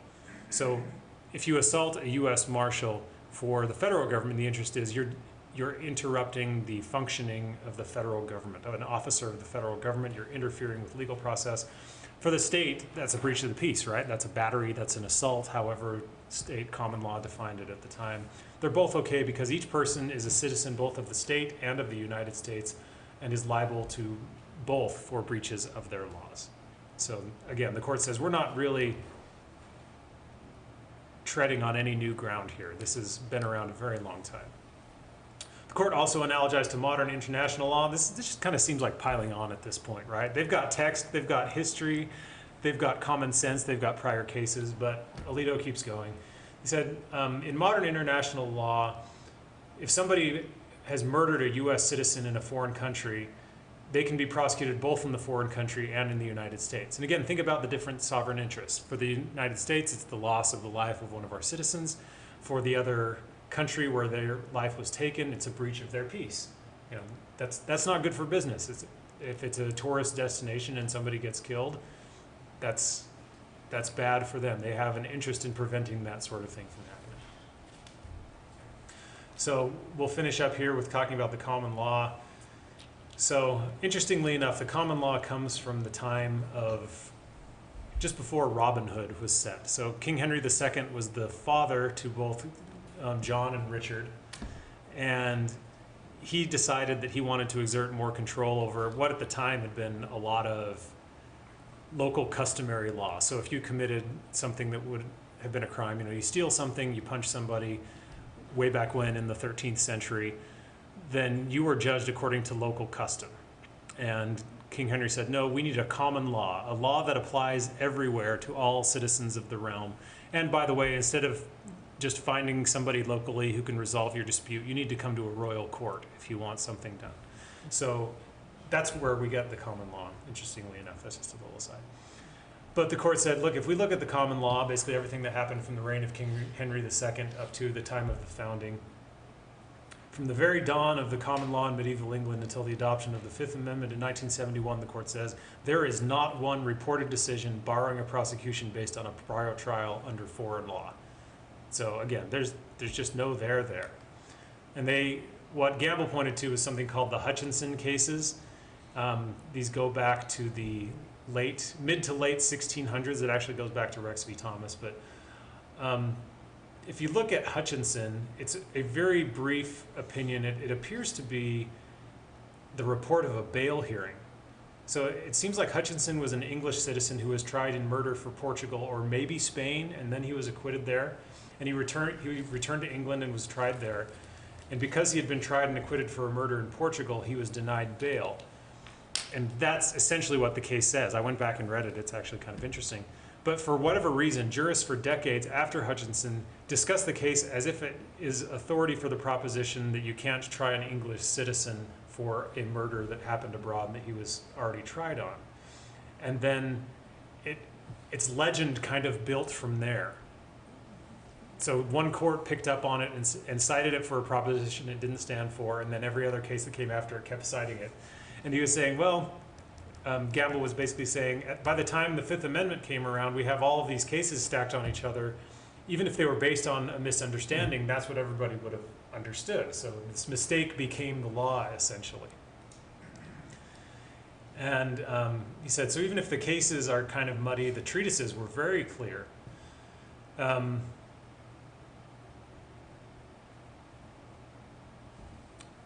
And this is, so he was basically saying, even though it was originally a mistake, it then became the law. And I love this next line.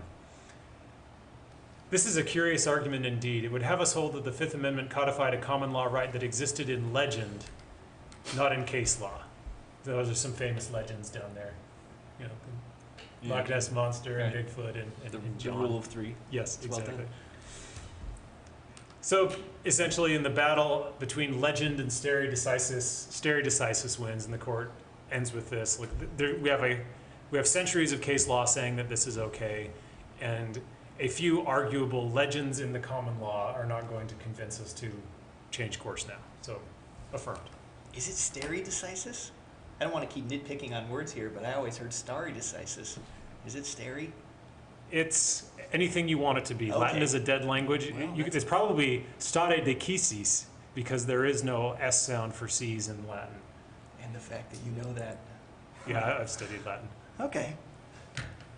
Well, thank you. Appreciate that. So, we live in interesting times. They're troubled times, but they're also kind of magical times sometimes. Those of you who have seen John Krasinski's podcast may have seen the episode in which there was a young girl who wanted nothing more than to see Hamilton, and because of the pandemic, she wasn't able to do so. And so John Krasinski was able to basically get the entire cast of Hamilton to get together and create a Zoom kind of montage of them singing an entire song with like 20 different people all participating, singing their various parts.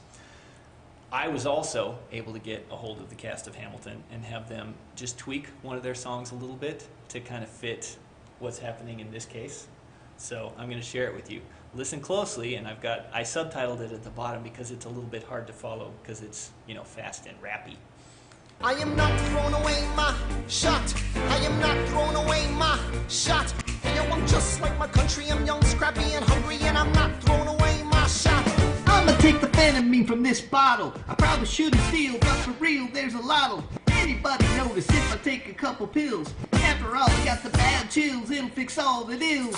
I'm a pharmacist by trade, getting well paid, but it doesn't mean that greed can fill that old never-ending need. Only 44, but my mind is older. These Salt Lake City streets get colder. I shoulder every burden, every disadvantage I've learned to manage. I don't have a gun to brandish, I walk these streets famished. The plan is to crush these pills and put them in my veins, but they're getting wise, gotta excise what remains.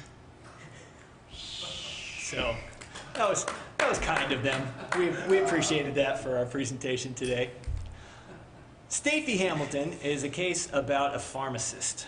And the question here is basically, are what appear to be inconsistent verdicts a basis to overturn the one charge that did actually result in a conviction? And the answer, 9. Wow. 9. Okay. The other issue, he also questions the sufficiency of the evidence on an obstruction charge that he was also given. So, as I said, he was a pharmacist. He had 2 technicians that worked for him, and then there was another pharmacist that also worked in that pharmacy. Phenamine is the drug of choice here, the drug that's at issue in this case. It's something that they didn't prescribe very often. In fact, they only had one person to whom they prescribed it out of that pharmacy in a particular dosage. And it, I thought, interestingly enough, looks a lot like blue peppermint icebreakers. So maybe he just was confused about what was happening. But anyway. Some expensive breath mints. I know, right? One of the techs noticed at some point when she pulled some of the phenamine out to fill a prescription that there appeared to be less than what she would have expected based on their records. Concerned about this, she went and spoke to the other pharmacist, indicated what was going on. The other pharmacist did a little digging, and they started suspecting that maybe Dr. Hamilton was the one who was taking these pills.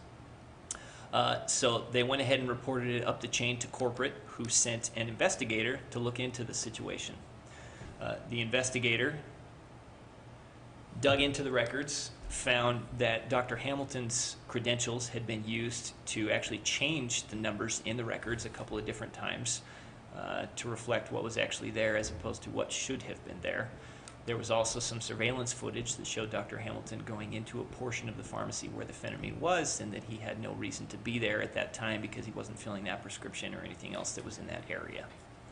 So they called him in for a meeting, the investigator did. But as soon as he kind of started talking about what the issue was and what they were there for, Dr. Hamilton got up and walked out of the meeting.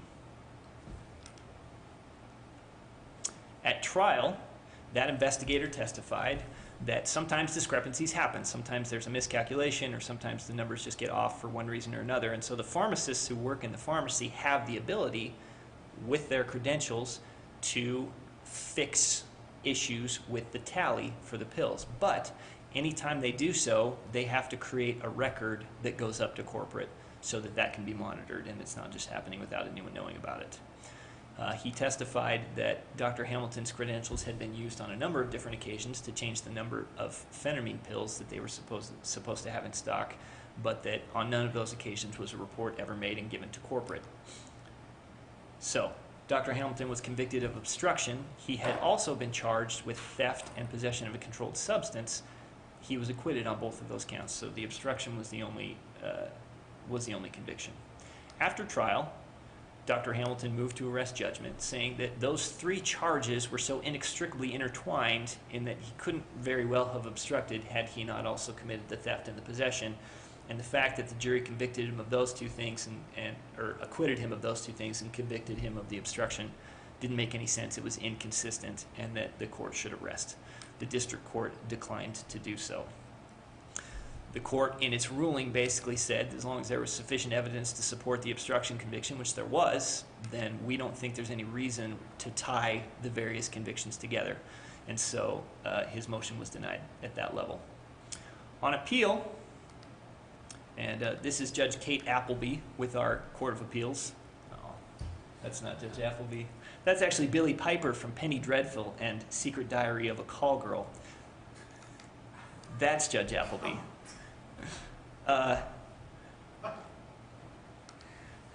Dr. Hamilton, on appeal, argues that the verdicts were inconsistent, the same argument that he made in his motion to arrest judgment. The court, in indicating what the analysis would be, said they will not reverse unless reasonable minds could not have arrived at the verdict at which they arrived. And as long as there is sufficient evidence to support whatever crimes they convicted him of, then they're not going to disturb the verdict. She also explained that obstruction does not require a person to obstruct relative to their own offenses or their own crimes. And kind of giving him the benefit of the doubt, she says here, or giving the jury the benefit of the doubt, I guess, they says maybe they found that he obstructed a crime that potentially somebody else committed. They also said, or she also said, and this was interesting to me, they may also have compromised or exercised some lenity, which you don't necessarily, I feel like our appellate courts don't often acknowledge the fact that a jury might compromise or split the baby a little bit, but she acknowledged that that may have happened, and apparently she doesn't take issue with it. In any event, she says, even if the verdicts are inconsistent, the issue here is sufficiency of the evidence. And only if there's insufficient evidence is he going to be entitled to relief. Her ultimate holding was that there was sufficient evidence, therefore the acquittals on the 2 charges do not undermine the conviction on the 1 charge, and the conviction is affirmed. Yeah, we see more and more of these inconsistent verdict arguments. I'm writing a brief right now where I'm trying to convince the court. Juries really do this. They nullify sometimes, they compromise just because they're sick of deliberating. They decide to cut somebody a break, whatever reason. All the reasons and strange non-reasons that juries do or don't do things. You can't always tell what's going on, even though sometimes it seems pretty apparent how they got to a verdict. That's not something that courts should be looking into. So we'll see how that goes, but we're working on it at appeals to try to educate them on that. Mitchell v. Wisconsin, this is a case about warrantless blood draws. Question, when does the exigent circumstances exception justify warrantless blood draws? And the answer, the bottom line up front here, is that when the suspect's condition deprives police of a reasonable opportunity to get a breath test. So, this is Gerald Mitchell. He lived in Sheboygan, Wisconsin, which is one of the funnest town names to say. Sheboygan. Like West Chesterton Fieldville? Yes. Yeah. So Sheboygan police got a call that a very drunk Mitchell drove off in a van. Police found him wandering near a lake, shirtless, wet, covered in sand, stumbling and slurring his words. So he's pretty far gone, right? Performing field sobriety tests, police found, quote, hopeless if not dangerous. And the portable PBT showed a BAC of 0.24, so they drove him to the station to go do an intoxilizer on this one, try to figure out just exactly how drunk he was. On the way, basically, Mitchell passed out in the car, so they took him to the hospital for a blood draw, and they had to wheel him in there because he was just out. The officer, even though, so I see this as kind of a comedic scene. He's passed out in the wheelchair as they're taking him into the hospital, and the officer is reading him the standard consent warning. And Mitchell didn't respond. He didn't say anything. So they drew his blood, which was a 0.22, by the way. So no surprise, he moves to suppress the blood test, saying that the police should have gotten a warrant for it, and the state courts rejected his claim. Some background on what the law is in this area. We've got 4 cases. Birchfield v. North Dakota was fairly recent, just a few years ago here. Search incident to arrest, they said, justifies alcohol breath tests without warrants on conscious people. So we have a blood draw here on an unconscious person, but we know that there are circumstances under which you don't need a warrant to try and get a measurement of BAC from somebody. Schmerber v. California, back in the 60s, the court said there that you can do a warrantless blood draw if there's an accident and there's no time to get a warrant. South Dakota v. Neville, back in the early 80s, prosecutors can argue consciousness of guilt from refusal to take a BAC test. And Missouri v. McNeely, the evanescence of BAC evidence alone is not enough to constitute an exigency. So the question in this case, is a suspect passing out a car akin to a car crash? So is this more like Schmerber, or is it more like McNeely? So we talked about how fun Sheboygan is to say, but we're just going to gloss right over Schmerber like it wasn't even there? Yes. All right. Yes, we are. When it's your case, you can talk about it. Fair enough. So the lower courts had split on this. They said in the state court here in Wisconsin, first in Sheboygan District Court, of course, that because Mitchell was unconscious, he couldn't revoke his implied consent under state law, which just about everybody has, including us here in Utah, right? So the question that he sought review on was, does a statute authorizing a blood draw from an unconscious motorist, this is a quote from his cert petition, provide an exception to the Fourth Amendment warrant requirement? So when the court granted cert, the U.S. Supreme Court is usually very, very careful about the questions that they grant cert on, and they take them as they are written. They don't rewrite cert questions. So everybody thought the court granted cert here to address the validity of implied consent laws. We're finally going to get an answer to this question, right? Whether the state can just say, you're going to drive on our roads, that's consent. Not so fast, says Justice Alito. Let's talk about exigent circumstances, which nobody had brought up. Yeah, so Alito's is actually a plurality opinion because Thomas concurred in the result only, but it's the most that we have in this area, so that's what we're going to go for today. So he says this is more like Schmerber. Thank you. You're welcome. Than McNeely. In fact, unconsciousness, he says, is actually often more serious than a car crash. There are a lot of people who get in car crashes and don't suffer very serious injuries, but if somebody's passed out, that can be a lot more serious than tweaking your neck in a car crash. It's an emergency, he says, in and of itself. Incidentally, if you read Justice Thomas's opinion, he just says, let's just have a bright line rule and say there's no exceptions to it, because the plurality actually ultimately gets to, this is you can almost always do this, but not always. They say we don't rule out the possibility that in an unusual case, a defendant would be able to show that his blood would not have been drawn if police had not been seeking BAC information, and that police could not have reasonably judged that a warrant application would interfere with other pressing needs or duties. So anytime you have one of these cases, prepare for an argument that theirs is the exceptional case. I imagine every case for the defense bar is going to be the exceptional case. But it is helpful, and like I say, even though it's a plurality, the reasoning is good. So that's something to take a look at if you've got a warrantless blood draw. Okay. Let's talk about probation and what happens when people are on probation. You blew it! That's been my experience. So, question here is, does the Justice Reinvestment Act, or initiative, prevent a court from revoking probation based on a whole bunch of drug offenses and nothing more serious than that? The answer is no. The trial court, the district court, always has discretion to revoke probation if there's a violation. So here's another one. This is the only other one where I'm actually going to read the facts as written from the case, so I apologize, but sometimes when they're good, they're good. The Judge Morton's in? I'm trying to remember. Anyway. Oh, I can't remember. It might be. He's a very good writer. Yeah. At least since 2012, Jordan Keith Hutchinson has had a drug problem. He pled guilty to his first drug-related offense in 2013 and then spent the next 5 years on probation, during which time Hutchinson was given the opportunity to participate in drug court and several other addiction treatment programs. None seemed to work, though, and Hutchinson racked up 24 probation violations, including the commission of several new drug offenses, even 2 for distribution. By 2018, the district court had seen enough and revoked Hutchinson's probation and imposed his original prison sentences.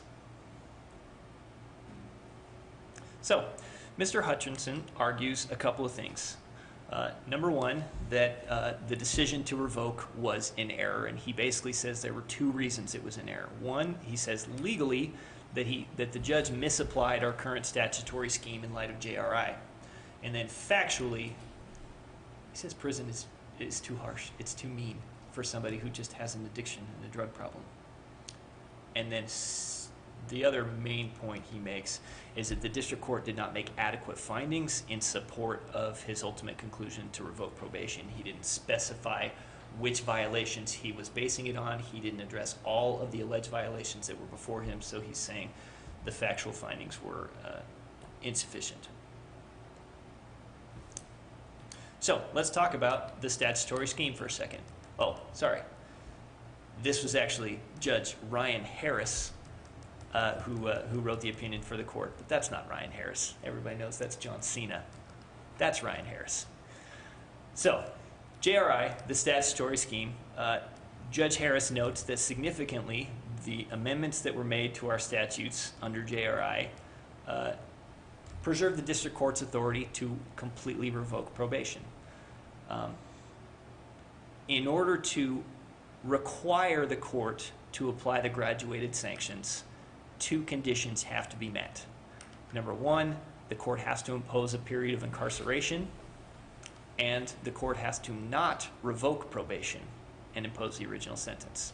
As Judge Harris points out, neither of those conditions is met here. The court did not give him a specific period of incarceration, and he did revoke his probation and impose the original sentence. So, under those circumstances, he is allowed, or he doesn't have to apply the graduated sanctions.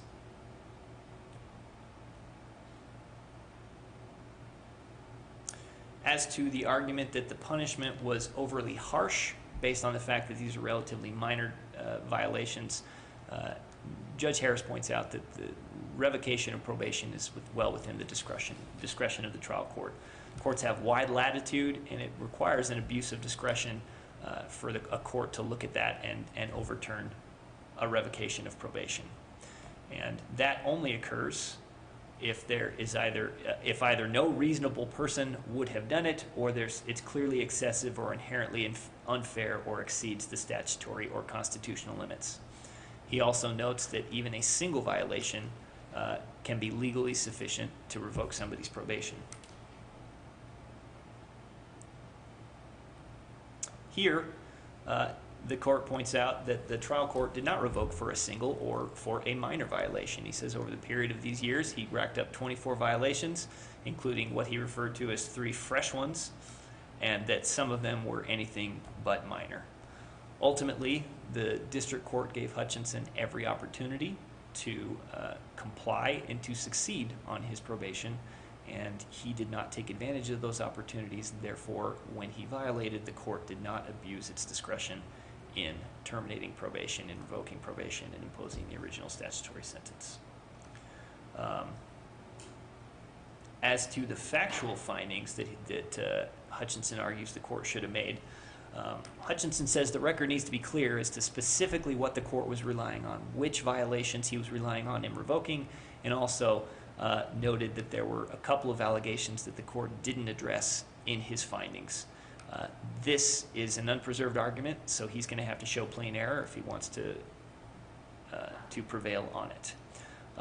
The court, the appellate court here basically says there were plenty of violations to go around, so there's no harm in him not addressing a couple of them or specifying which one, because it looks like you guys may not be able to see this bottom line on this slide, but what he says is that it's entirely appropriate for a court to rest its decision on the totality of a probationer's supervision history as opposed to the most recent or any particular violation. So, the holdings of the court in this case were that he has failed to show that there was any error as far as what's demanded by the statutory scheme in revoking, because the conditions for having to apply the graduated sanctions were not met.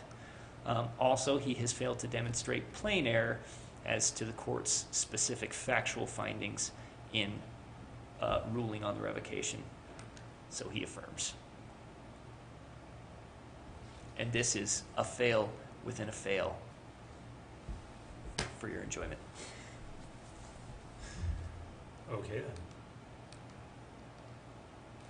On to Kansas v. Glover. This is an important case on reasonable suspicion and revoked licenses. So I imagine this will be of particular interest to municipal prosecutors, but certainly not just to them. Question in this case: absent obvious contrary information, do police officers have reasonable suspicion to pull over a car if the owner's license is revoked? And the answer is yes. So here is on the left Charles Glover, and on the right is deputy, according to Facebook, this sheriff's department has a Facebook page. Now lieutenant, according to the Douglas County Sheriff's Office, is Mark Mehrer, M-E-H-R-E-R, I don't know how to say that, we'll say Mehrer. They met on the mean streets of Douglas County, Kansas. That's probably the one street in Douglas County, Kansas, I don't know. So Deputy Mehrer saw a 95 Chevy truck tooling down the road. He runs the plate, learns that the owner's, who is Glover, his license has been revoked, and he pulled the truck over, and what do you know, Glover was driving.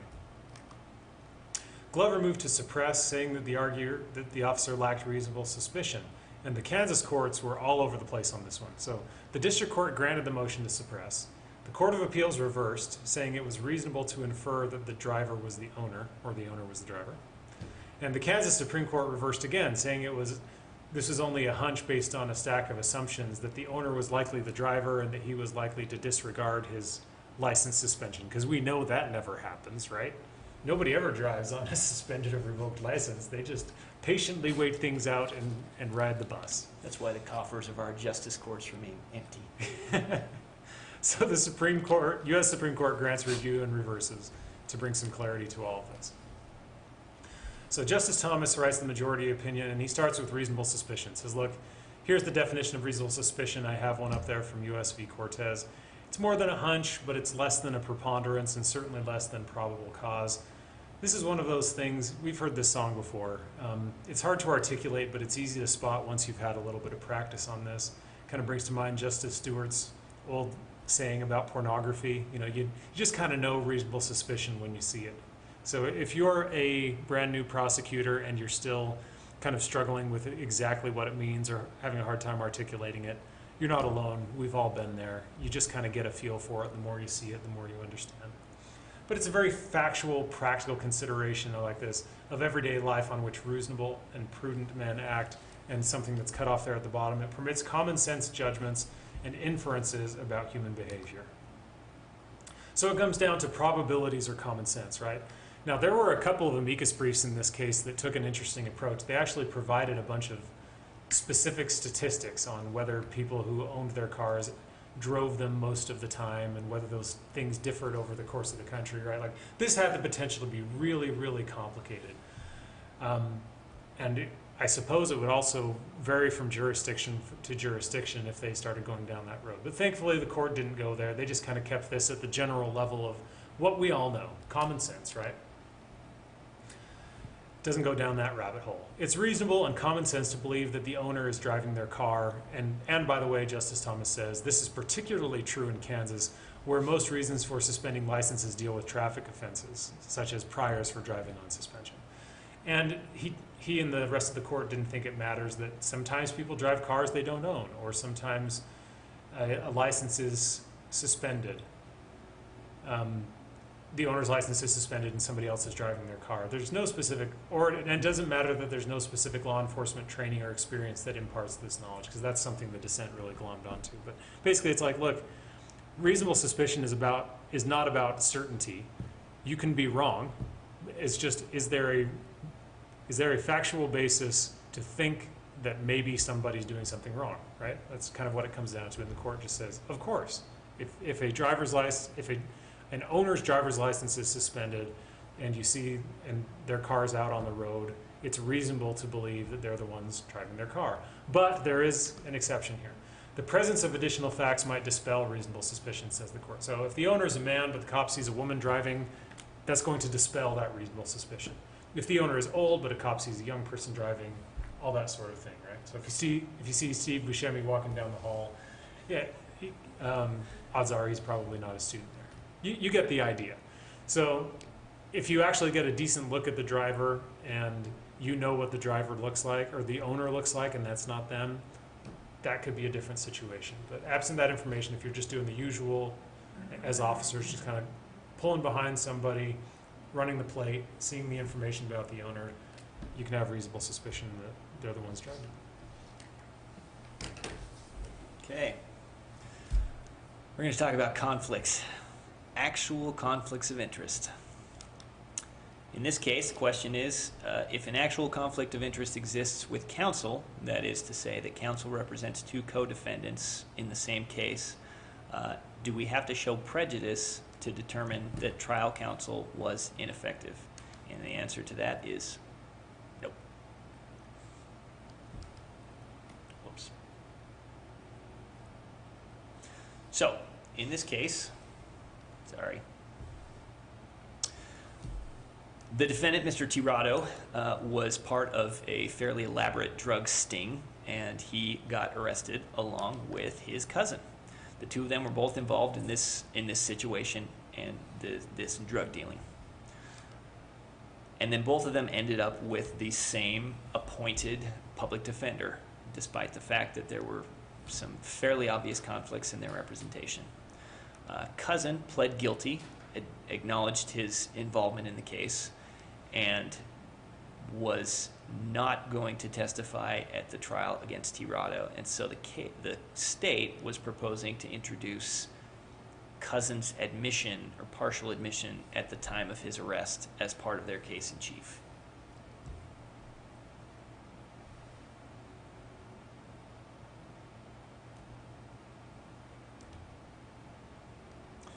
So this was went up on appeal initially and then got remanded back down to the trial court to make a couple of determinations. One, if there was in fact an actual conflict of interest with trial counsel representing both Cousin and Mr. Tirado. And then secondly, if it was constitutionally ineffective, if his representation of Mr. Tirado ended up being constitutionally ineffective as a result of that potential conflict. So, in other words, they asked the trial court to just do the entire analysis and do their jobs for them, which is interesting because usually 23B is more of a factual thing, isn't it? That's entirely what it Yeah, is. that's what I thought. But they asked him to just do the analysis. Just let us know if there was a conflict and if it was constitutionally ineffective. So, after an evidentiary hearing, the trial court made some findings. First of all, that the two of them had been arrested together and that the cousin actually was willing to testify on behalf of Mr. Tirado. And then secondly, that there was in fact an actual conflict in counsel's representation, said that he was materially limited based on his responsibilities to Cousin, that Cousin's plea and his admission had actually undermined Tirado's defense, that he couldn't call Cousin as a witness without violating his duties to Cousin, and that he might be forced to actually cross-examine Cousin as part of it, which would, again, cause him to run into these inherently divided loyalties, and that this decision to stay on and represent both these individuals was prejudicial and not strategic.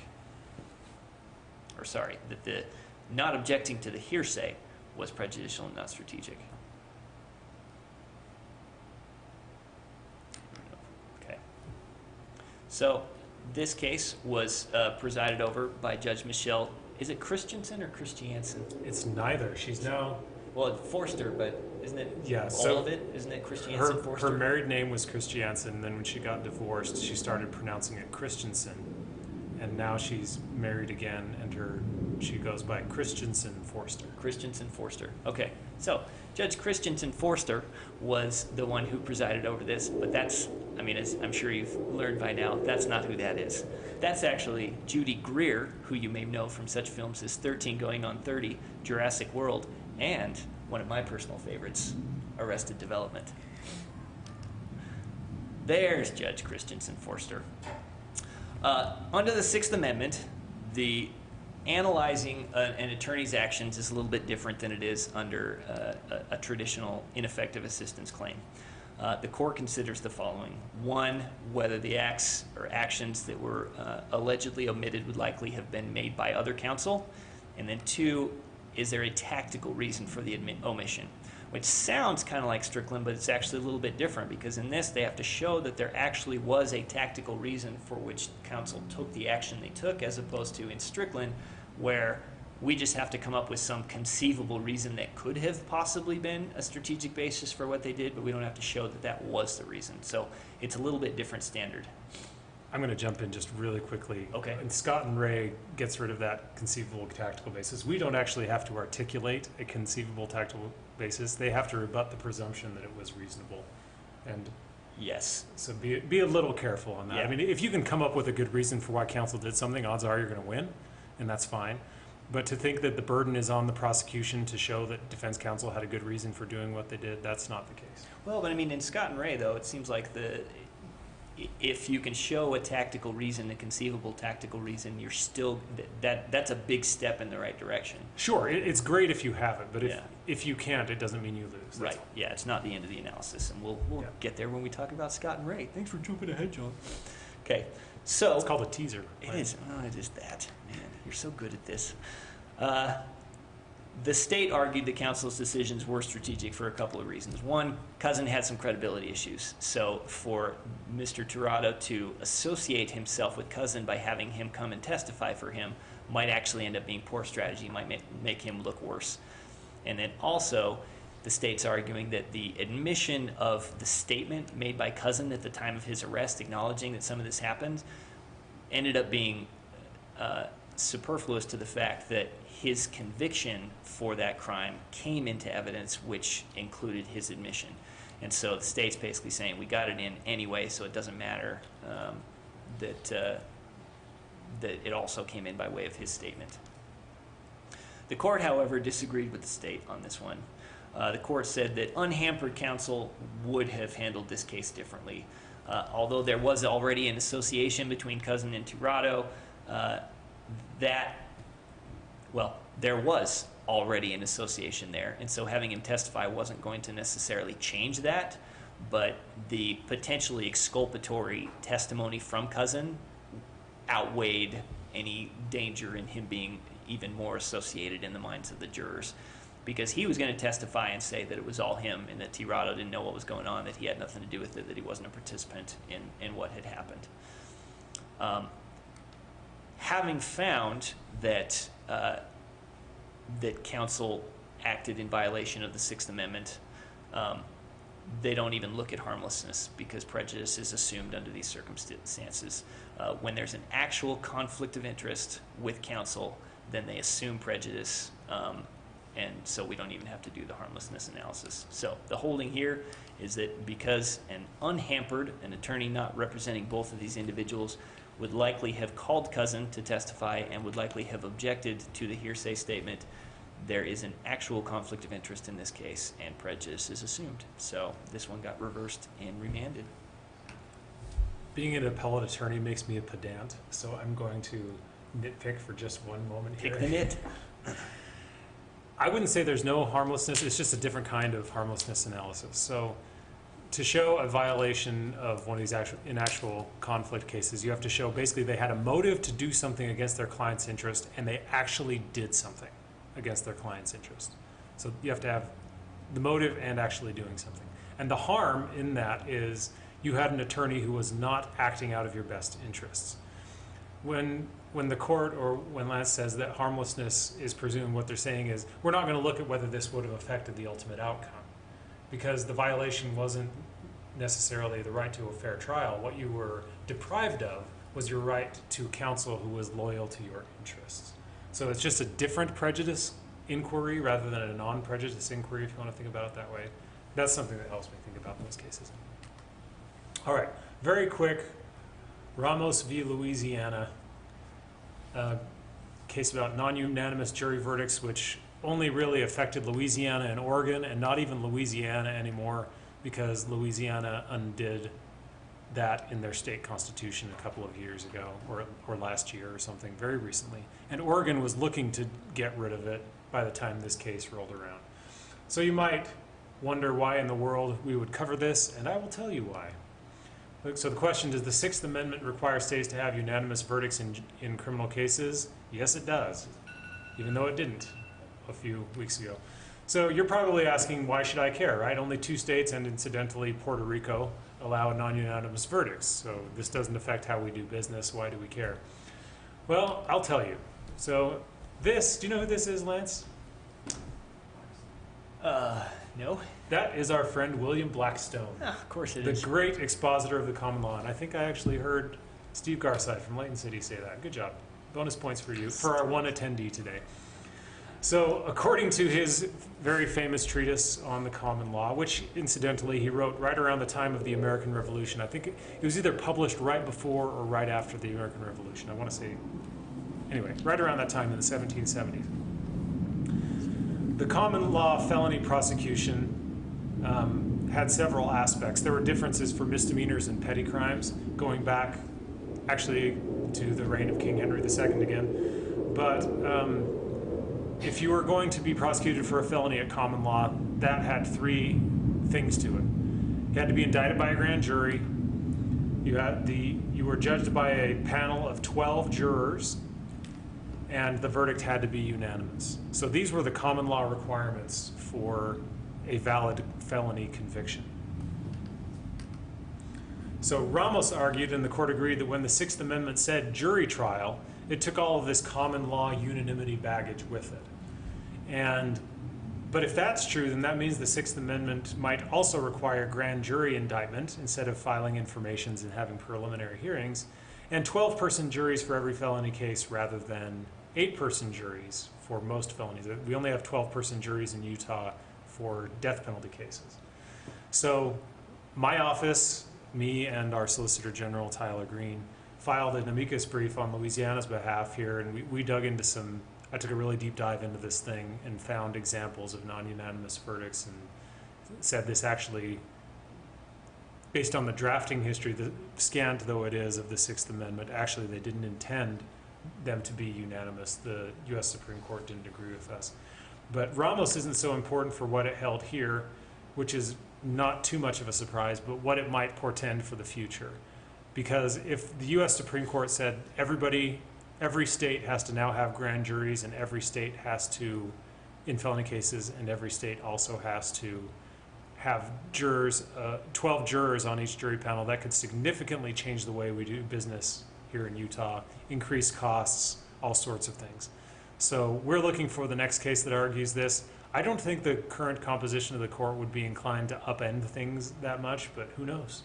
So we saw this as a slippery slope, which is why we put our oar in, but we'll see where it goes from here, but something to be aware of. Okay. Another Supreme Court case here, and we'll enjoy some Seinfeld real quick. Was that wrong? Should I not have done that?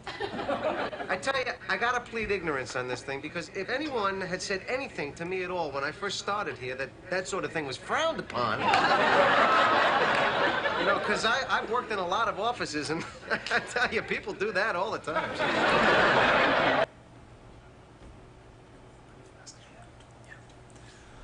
So the question here is, it's about mental illness, and specifically mental illness that affects a person not in their ability to understand their actions or to understand the gravity of their actions, but to understand the concept of right from wrong. And the question is, does the Due Process Clause of the federal Constitution require a mental illness defense that acknowledges someone's inability to tell right from wrong? And the answer is no, it doesn't. And this is lengthy, so we're going to bust through it. So Mr. Kaler's wife filed for divorce in 2009. She moved out. He went over to where she was staying, and he shot her, her mother, and his 2 daughters. He let his son live and ultimately surrendered and was charged with capital murder.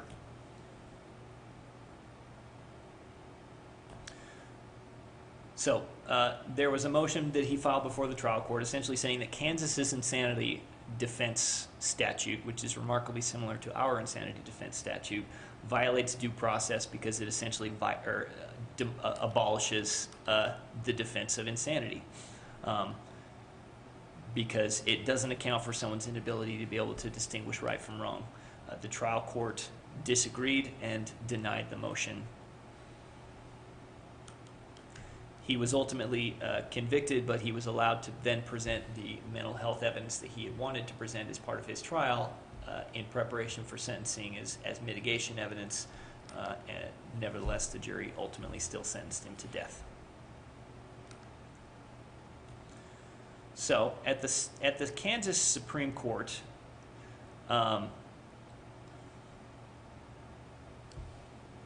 Mr. Kaler made the same argument that he's making here on appeal. And that court relied on its earlier precedent to say that there's no single version of insanity defense that's required under the Constitution in order to be what's referred to as fundamental. The Due Process Clause does not mandate a specific insanity test.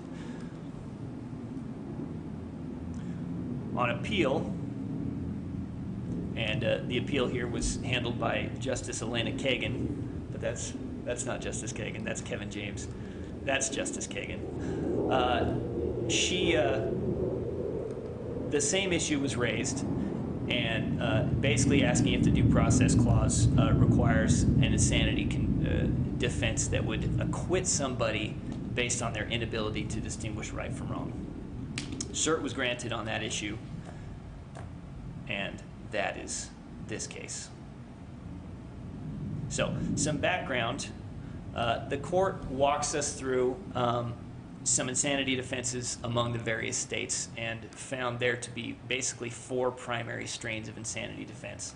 Number 1 is cognitive capacity, and that is someone's ability to understand their actions, to understand what they're doing. The second is moral capacity, and that's someone's ability to understand the wrongness of their action. That's the thing that Kaler says is lacking in Kansas's insanity defense statute. What they have is essentially the first one. If it defeats mens rea, then it's a defense. But if it doesn't, then it's not. There was a subsequent spin-off to moral capacity saying not so much that it was wrong, but that it was illegal. But that's not one of the main 4 that she talks about. Those first 2, cognitive capacity and moral capacity together, both understanding what your actions are and understanding the rightness or wrongness of your actions, are what they refer to as the McNaughton test. There is also volitional capacity, which is essentially that because of a mental illness, somebody had an impulse that was so strong they were unable to resist it. And then the product of mental illness category, where essentially because somebody has a mental illness, if the offense arose out of that mental illness, if it's a product of it, then that's a complete defense. So, Kansas's law, it shall be a defense to a prosecution under any statute that the defendant, as a result of a mental disease or defect, lacked the culpable mental state required as an element of the offense charge. So again, if the mental illness prevents them from having the requisite mens rea to commit the offense, then it is a defense. But it specifically says that any other mental disease or defect is not otherwise a defense. Again, this is the cognitive capacity. This is the first or the second. This is half of the McNaughton test. And then under Kansas's law also, they have wide latitude to present that evidence as mitigation at sentencing. It's not just the fact that this was a capital case. In any case, they have that ability. So, the analysis from the court. Due process is only violated if the particular principle that it offends is considered to be one that's fundamental. And the court looks to historical practice, to eminent common law authorities, and early judicial decisions in doing this analysis to try to decide whether or not this principle that Mr. Kaler says was violated is a fundamental principle. She said that an affirmative answer to that question is rare, though not unheard of, and because normally criminal responsibilities and these kind of issues tend to be the province of the state, and the federal government tends to want to sort of stay out of that arena and not necessarily second guess what a state does on this. She says that is particularly true of insanity, where there is a lot of uncertainty in that area of science, in that area of medicine. There's just a lot of uncertainty as to what's going on in a person's mind. And she feels that it would be indefensible for this court to come in and impose a particular single test. She agrees with Mr. Kaler that for hundreds of years, the concept of insanity has relieved people of criminal responsibility. She disagrees with him, however, that Kansas's statute abolishes that precedent, that it does away with recognition of insanity as relieving somebody of criminal responsibility. It just does it in a way that's different than what he would have liked. So the holding here, Kansas's statute takes account of mental health both at trial and at sentencing, and the court feels that the specifics of exactly what that defense is or what it entails or what it's based on is something that should be Kansas's decision to make, and she says to remake and remake again if need be, but that's really the province of the state to do so. So this was affirmed.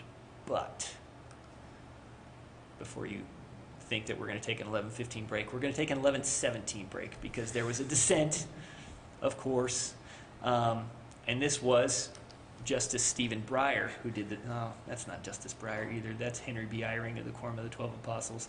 Okay, that's Justice Breyer. And what he said was that Kansas has eliminated the core of the self-defense, that it has existed for centuries and they just did away with it because if somebody lacks the capacity for their conduct to be blameworthy, then there shouldn't be criminal responsibility. And he says this does in fact offend a principle that is fundamental. So, he gives an example, which is interesting. He says you got two similar prosecutions for murder. In one case, you have somebody who thought the victim was a dog and killed the dog. In another case, you have somebody who thought that a dog told them to kill the victim, and they did. He says under the traditional insanity defense, which is the McNaughton, the cognitive and moral responsibility defense, neither of those people could be convicted. But under Kansas's law, you could convict the second person, but not the first, and that's what he takes issue with. So he says he's not saying McNaughton is constitutionally required, although he kind of is.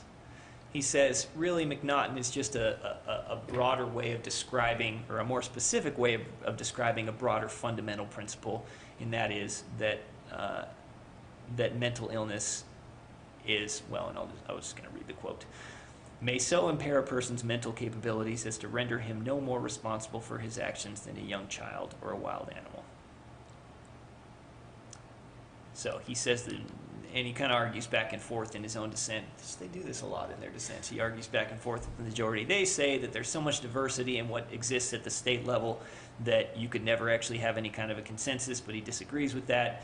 He cites to a bunch of also historical sources, and the majority accuses him of cherry-picking some of that discussion, some of the things discussing intent and mens rea, and he says, well, the modern understanding of mens rea is very different than the historical definition of mens rea.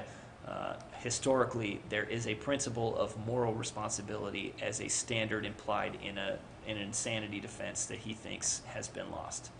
So, he also says with respect to McNaughton that to the extent states have broken away from McNaughton, they've done so because they thought it was too restrictive, not too broad. And that's why they've landed on the product test, where anything that is a product of a mental illness is going to be a basis for a defense.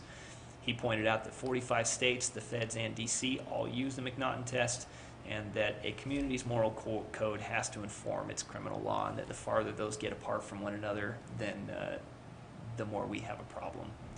So, he says, although there is broad leeway for states to fashion their own insanity defenses, it's not a blank check, and he feels that Kansas did away with something fundamental here. So he dissents, but the ruling, or the majority opinion, still stands here. Yes, and thank goodness. And one quick shout out, Drew Peterson from our office actually did an amicus brief on behalf of Utah and several other states.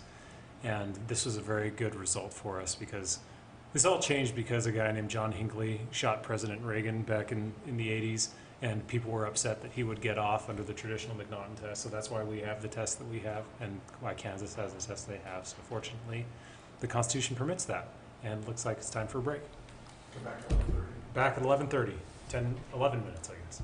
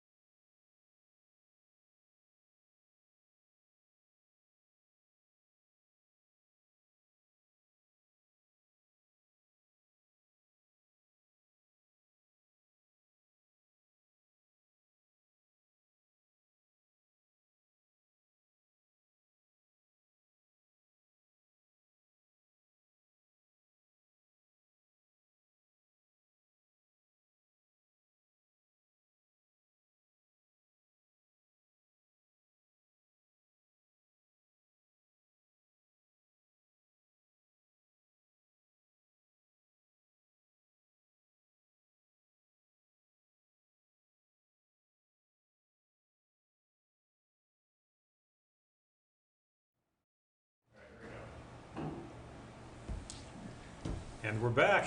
Now let's jump into the bulk of the state cases with State v. Lujan. This is a very important case on eyewitness identification testimony, not so much for the facts of the case itself or even the holding of the case, but because it introduces Rule 617 of evidence, which went into effect fairly recently. So let's become familiar with it, shall we? Question in the case: what's the new test for eyewitness identification under the Utah Constitution? The answer takes some explaining. We'll talk about it. But become familiar with new evidence rule 617, especially police officers who are listening to this, because this is going to affect how you do your lineups, how you do your show-ups, how you do any eyewitness identification, essentially. So Kendall Oney was an insomniac who liked to spend nights stargazing. He'd wake up randomly 2, 3 in the morning, and he'd just go outside and look at the sky. So around Thanksgiving 2012, he was up at 3:30 in the morning and the sky was overcast, so he needed something else to do. He decided to work on his car instead. While he was sitting in the driver's seat, Lujan opened up the door and squatted next to him, and he was less than a foot away, so really close. And Lujan said, "Why are you following me?" And Oney was thinking, okay, what's this guy on, right? Excuse me? Lujan reached for his waistband and Oney slowly stood up. He kind of keeps eye contact with him, makes his way out of the car and just goes to his house, locks the door, calls police. Lujan steals his car. But this car was being worked on at the time, so it was leaking fluid all over the place. So they were able to just follow the fluid in the road to find where Lujan ultimately abandoned the car. They found it next to a trail by a nearby elementary school. So they get out the dogs and they start sweeping the area. And one of the sweepers found Lujan curled up in a ball behind an air conditioning unit. So he was hidden really well, right? Kind of like playing hide and seek with my toddler. The officer asked him why he was hiding, and he said, "Somebody is following me." This time he happened to be right. So Oney described the suspect about being 5'10", 180 pounds, Spanish, wearing a black jacket with, quote, longish hair poking out of a beanie. Lujan was in fact Hispanic, but he had closely shaven hair and a goatee. He was wearing a black beanie and a black jacket. So not a perfect description, but a kind of in the ballpark description. Police do a show up about half an hour later and they ask Oney, "Is this the guy?" He says, "Yes, it is." He also identifies Lujan at prelim. Defense counsel requests a photo lineup, and then he picks both Lujan and another person. So a little bit of inconsistency in identification. Defense counsel moved to suppress the show-up and the prelim identifications as unreliable. The trial court denied it, and he was convicted of aggravated robbery. So in order to understand what happened here, we have to talk about another case, which is State v. Ramirez. This was the case on eyewitness identifications under the Utah Constitution for a very long time. So let's talk about it. There, 3 victims were robbed by 2 men as they were leaving a Pizza Hut. One of the men had a pipe, one of the men had a gun. Both men covered their faces, and the victims gave somewhat conflicting descriptions of these robbers. So shortly after this, an officer who didn't know about the robbery saw 2 men walking down the street at about 1 in the morning. One bolted and the other, who was Ramirez, kept walking. The officer stopped Ramirez to talk to him. While Ramirez was detained, the officer hears over dispatch about the robbery and the people they're looking for, so they think, well, we got a guy here, let's do a show up. So they handcuffed Ramirez to a fence, and they brought the 3 eyewitnesses there, surrounded him by police cars, put a spotlight on him, like a lot of things that today we might be slightly uncomfortable with. The victims, what do you know, identified him as one of the robbers. So Ramirez challenged the identifications under the Utah Constitution, saying that the circumstances rendered the identification unreliable. Here's the federal test. Identifications have to be sufficiently reliable to be admitted. Unreliability requires 2 things: police misconduct for 1, and 2, an irreparable likelihood of misidentification. So it's a pretty high bar to clear under the federal Constitution to exclude an identification as lacking this kind of threshold reliability and letting the jury make the call. And you can see the factors to consider there: their opportunity to observe, their degree of attention. The state test was the long standard. So for a long time, it became the general practice in Utah to, rather than calling expert witnesses on identification, you would just give them what's called a Long instruction based on a case called State v. Long, where the Utah Supreme Court said, here are the things to consider when you have an eyewitness identification. Here's why they might be unreliable for these various reasons, all that kind of stuff. So Ramirez considered it and said, it's a really close case, but that's reliable enough. And if you've read Ramirez, it's hard to conceive of a case that is not reliable enough because that had a lot of factors that would otherwise go to potentially showing an unreliable identification. So it was a very good test for people who wanted eyewitness identifications. So the Court of Appeals affirmed, this is under, Lujan is kind of an old case. The Court of Appeals decision was back in 2015, and they affirmed under Ramirez, and then Judge Pierce suggested it was probably time for the Utah Supreme Court to revisit Ramirez because the science had evolved, right? So the court said, fine, we're gonna try science, try to update this test for modern times. So first, the court has to decide exactly what Ramirez's basis was, because if you read the opinion, it can be read in a couple of different ways. The defendant said, look, this was the state constitutional test. In some cases, including if you read Ramirez, said, yeah, this is the state constitutional test. We argued that the factors were not constitutionally mandated, and in other cases supported that view. So there was a little bit of confusion in the cases about its footing. And we also argued, look, the state should adopt the federal standard for various reasons, which requires, among other things, police misconduct. And the court ultimately agreed with us that Ramirez wasn't constitutionally required, and they decided to go in the rule direction to govern this. So at least it's a rule-based thing that if it doesn't work, it's easier to amend the rule than to amend the Constitution, right? But it didn't agree with us about requiring police misconduct. So we'll talk about the factors that it ultimately adopted. That brings us to Rule now 617 of evidence on eyewitness identifications. It's a very long one, so buckle up, folks. It starts out with some definitions. You can go through them there. I won't be too detailed on it.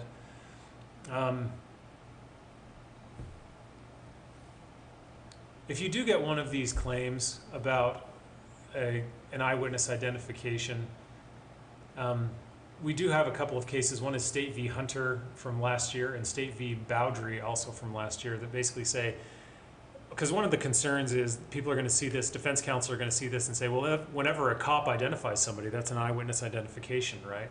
And that's going to cause a lot more work for jury trials whenever a cop identifies somebody, which is going to be just about every case, right? But those cases, Hunter and Bowdry, the Court of Appeals has said, the long factors, Ramirez, all this stuff is all about memory and the unreliability of memory. But when you have somebody making a contemporaneous identification, so an officer watching a drug deal go down and then saying, okay, there's that person I saw just do the drug deal, the concerns that animated Ramirez and these other factors don't deal with that situation because it's about how human memory changes. So if you have a contemporaneous identification, use those, or basically a cop identification, use those cases to argue the court doesn't even need to go down this Rule 617 road. That should be helpful to you. We'll start with the overall standard.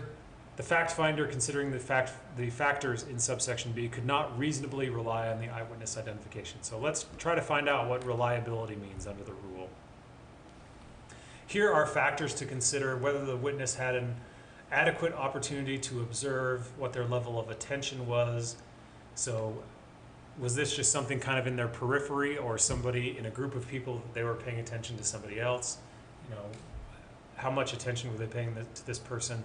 Their capacity to observe, so how good is their eyesight, their hearing, their whatever that might help them figure out who somebody is. Were they aware crime was taking place? Presumably your adrenaline's going to be pumping a little bit harder, and your attention might be a little different than if you're just kind of sitting in a social setting, right? So those are the first factors to consider. It's a long list, like I said. Whether there's a difference in race or ethnicity between the witness and the person. So cross-racial tend to be less reliable in studies than not cross-racial identifications. Length of time that passed, other identifications, whether they heard somebody say this is the guy or not. And then a catch-all for number 9, any other aspect of the identification. So I can imagine maybe some of you have already gotten defense motions on this, but this could be a really long list to deal with. So be prepared for that. And as always, start by reading the rule and seeing what's helpful to consider and what's not. Though with that catch-all, they can basically argue anything. Right? Now we'll talk about some particular identification procedures. There is a savings clause at the end of all this, so if you don't comply perfectly with all of these things, you still might be able to get the identification in, but it's kind of a high bar to clear. So do your best, and we understand that nobody's perfect and that things happen in the heat of the moment, but do everything you can to comply with these procedures to make it easier on us prosecutors. We appreciate it, so thank you for your great work. If there was some sort of suggestive procedure, the eyewitness identification must be excluded unless the court finds that there is not a substantial likelihood of misidentification. So let's talk about the particular things. So here's identification Miranda, essentially. When you have a photo array or a lineup, the court should consider things like, was it done double blind? So the officer who is asking the witness to identify somebody, the suspect, from a photo array, for example, should not be the one who knows who that person is. They should be just as ignorant as anybody off the street on whether that person is in the lineup or who that person is in the lineup. So they can't give verbal or physical cues and kind of subtly point somebody in the direction of a particular suspect. The instructions they give to witnesses, again, this is kind of the Miranda part, just tell them, look, this person may or may not be in the lineup. It's just as important to protect the innocent as it is to punish the guilty. They might look a little differently. Maybe their hair is a little longer. Maybe they have had facial hair and now they don't, or whatever. And regardless of what you tell us here, we're going to keep investigating the case. So these are the kinds of things that you need to sit down and probably just have a little card like your Miranda card to make sure you're covering everything. Have your Rule 617 card, and maybe your prosecutor's office could help you put those together just so you know exactly what you need to tell them and everything will hold up, because we also have to record all the interviews now, right? And it'll be obvious whether or not you complied with these procedures. Now the stage setting rules, you have to make sure that they look reasonably similar. So you can't have, if your suspect is a white male in his 20s, don't have a bunch of pictures of one white male in his 20s surrounded by 5 middle-aged black women, right? Like, you want to make them look reasonably similar to each other. The examples I have here, they don't need to look identical, but, ballpark, make it fairly close what they look like.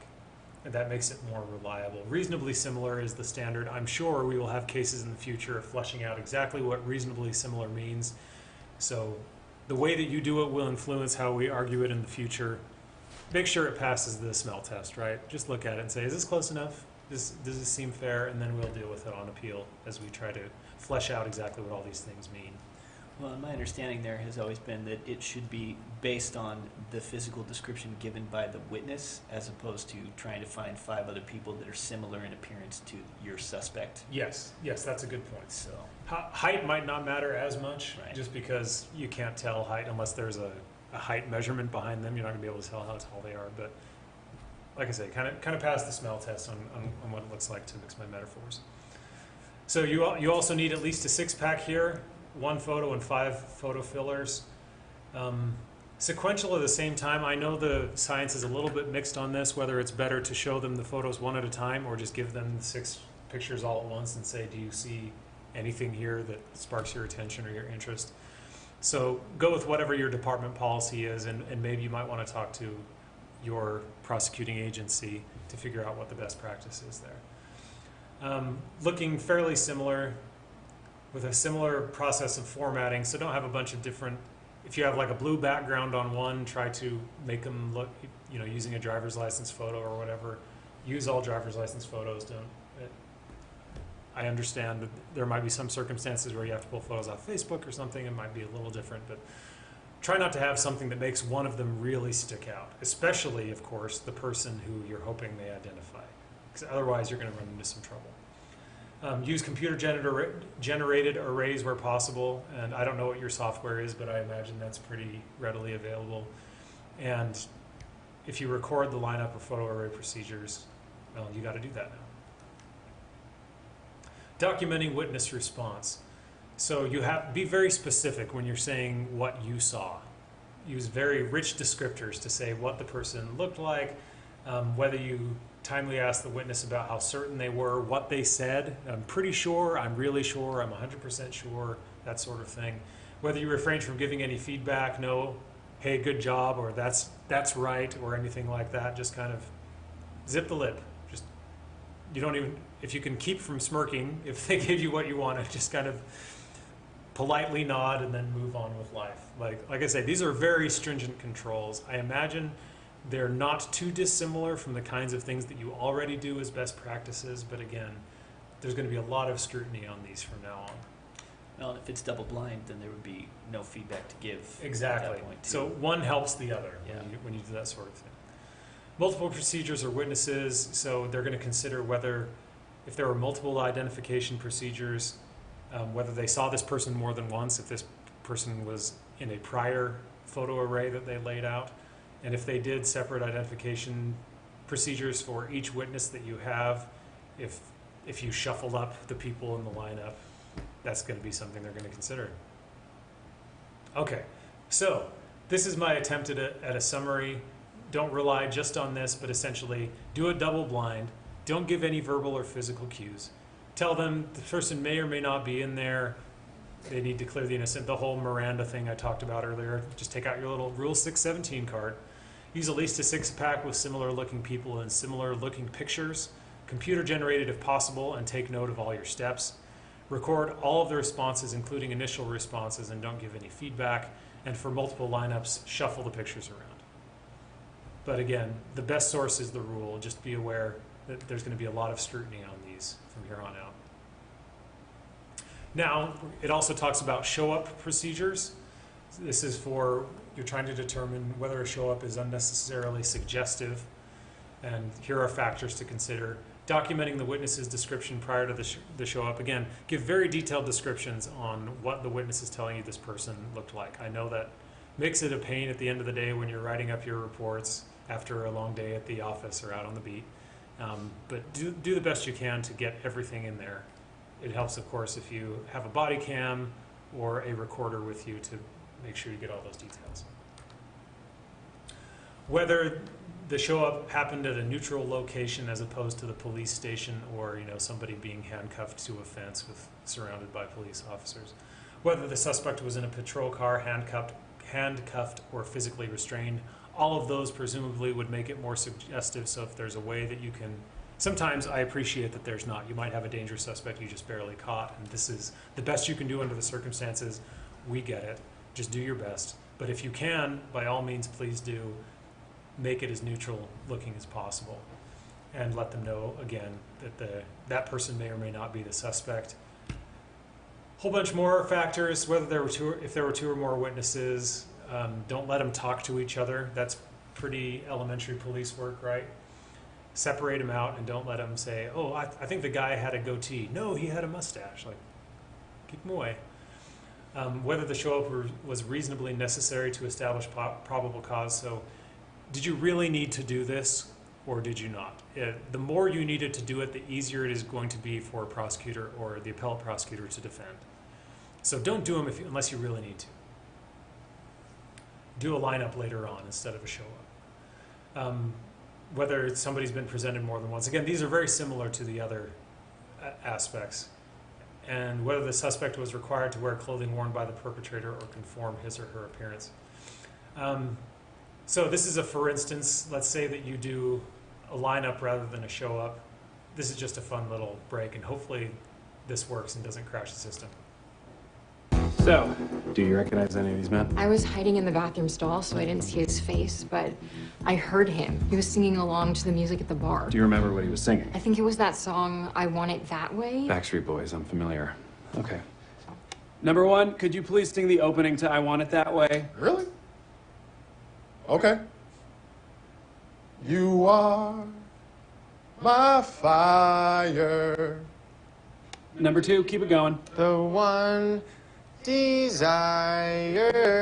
Number 3. Believe when I say. Number 4. I want it that way. Tell me why. Ain't nothing but a heartache. Tell me why. Ain't nothing but a mistake. Now number 5. I never wanna hear you say, woo! I want it that way. Oh, chills. Literal chills. It was number 5. Number 5 killed my brother. Oh my God, I forgot about that part. Yeah. So if you haven't performed something, make sure that you're having all of them perform it. A couple more factors: whether law enforcement suggested by any words or actions that the suspect is the perpetrator, and their confidence level, and whether you recorded the confidence level. And often we get the, I am 100% sure, or I'm not so sure. You don't see a lot. I don't see a lot of like 75% sure. Somebody's either really sure or they don't know. But whatever it is, put it down. Other relevant circumstances is a gift that just keeps on giving. The court may evaluate an identification procedure using any other circumstances. So again, another catch-all. Be prepared for very long defense motions on this, and nitpicking about all the little differences that probably don't mean a lot. Incidentally, I am on the Evidence Advisory Rules Committee, and I'm on the subcommittee for this rule, because the idea behind this catch-all is that if the science progresses to a point where we have greater confidence or less confidence in those other factors, or there's some new factor that comes up that is some game changer, by all means, shoot me an email. Please let me know what it is so I can bring it to the committee and we can adjust the rule as needed, because that's the route the court has decided to go.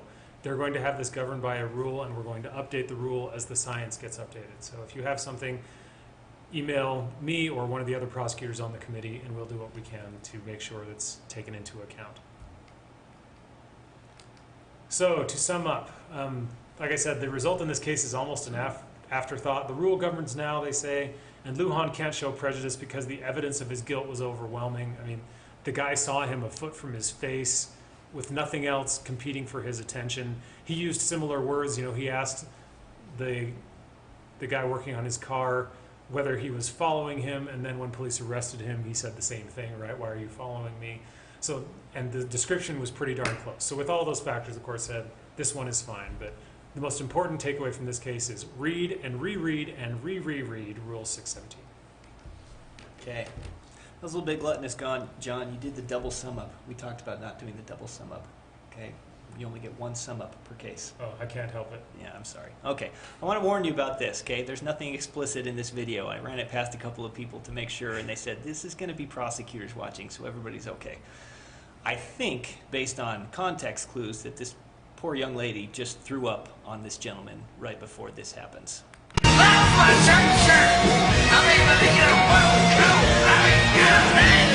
the hell? You better get up and feed me. I'm waiting for this. God dang it, $1 is $1. You need to take that. God dang, get up. Wait, no, go. Wait a second. Wait. I'll order tequila. I'll wait for this. God dang it, I'm doing all right. I'm doing all right. Is that an actual sting? I believe so. Yeah, he knows his rights, and we should all know our rights. And I think Mr. Mace or Mace, Maese is Maese? Mm-hmm. Oh man, see, I wasn't even close. Mr. Maese knew his rights. So, what happened here is what probably a lot of us who have done any kind of traffic court have done at some point. This gentleman was charged with a bunch of traffic offenses. He demanded a jury trial. The prosecutor amended them to infractions, and now he challenges that on two bases. Number one, whether the prosecutor has any authority to do that, and number two, whether or not the denial of a jury trial on an infraction is a violation of the Utah State Constitution, Article 1, Section 12.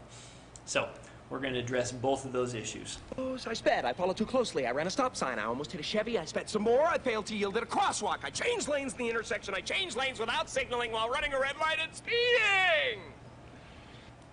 And that's essentially what happened here.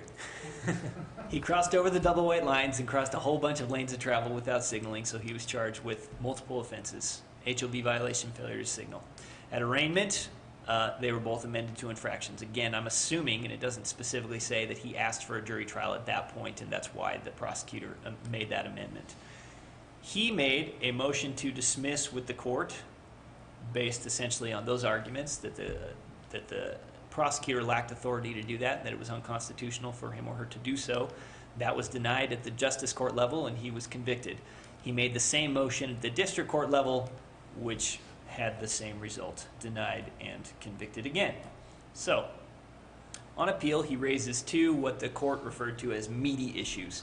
Number one, whether separation of powers, which allows the legislature to define levels and penalties of offenses, allows a prosecutor to amend charges and change the level of the offense. And number two, whether this code section in this rule, so 7716 and Rule 17D of criminal procedure, are unconstitutional because both of those deny someone the right to a jury trial on an infraction.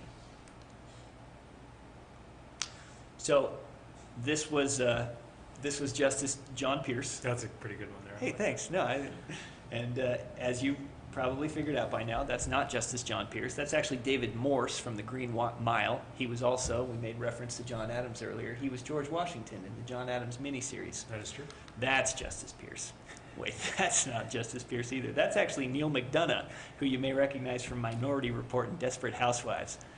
There's Justice.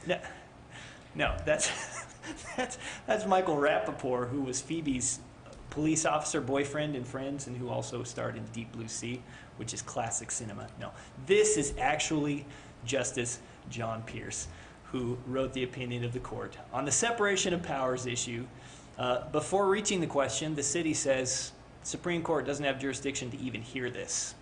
The jurisdictional statute for the Supreme Court of Utah says that in order for the Supreme Court to weigh in on something, it has to be something where the district court ruled on the constitutionality of a statute or an ordinance. And the city correctly argues that that's not the case here, so this court lacks jurisdiction to address this issue. Mr. Maese says that, for his part, says that only the legislature can define crimes and penalties, and therefore it was a separation of powers problem for the prosecutor to do so. And the court ultimately decides that it agrees with the state and it lacks jurisdiction to hear this. What's interesting is that when he's talking about what did occur here, that it wasn't the district court ruling on the constitutionality of a statute or an ordinance, but rather the prosecutor acting under some authority, and the court kind of questions, but I'm not really sure what that is. In fact, he says it does not appear that this practice enjoys any statutory authorization whatsoever. So my essay is left challenging a practice that is apparently justified by notions of prosecutorial discretion. So that might be the next basis for an appeal. The only way they could get that on a justice court case is if they asked for a writ.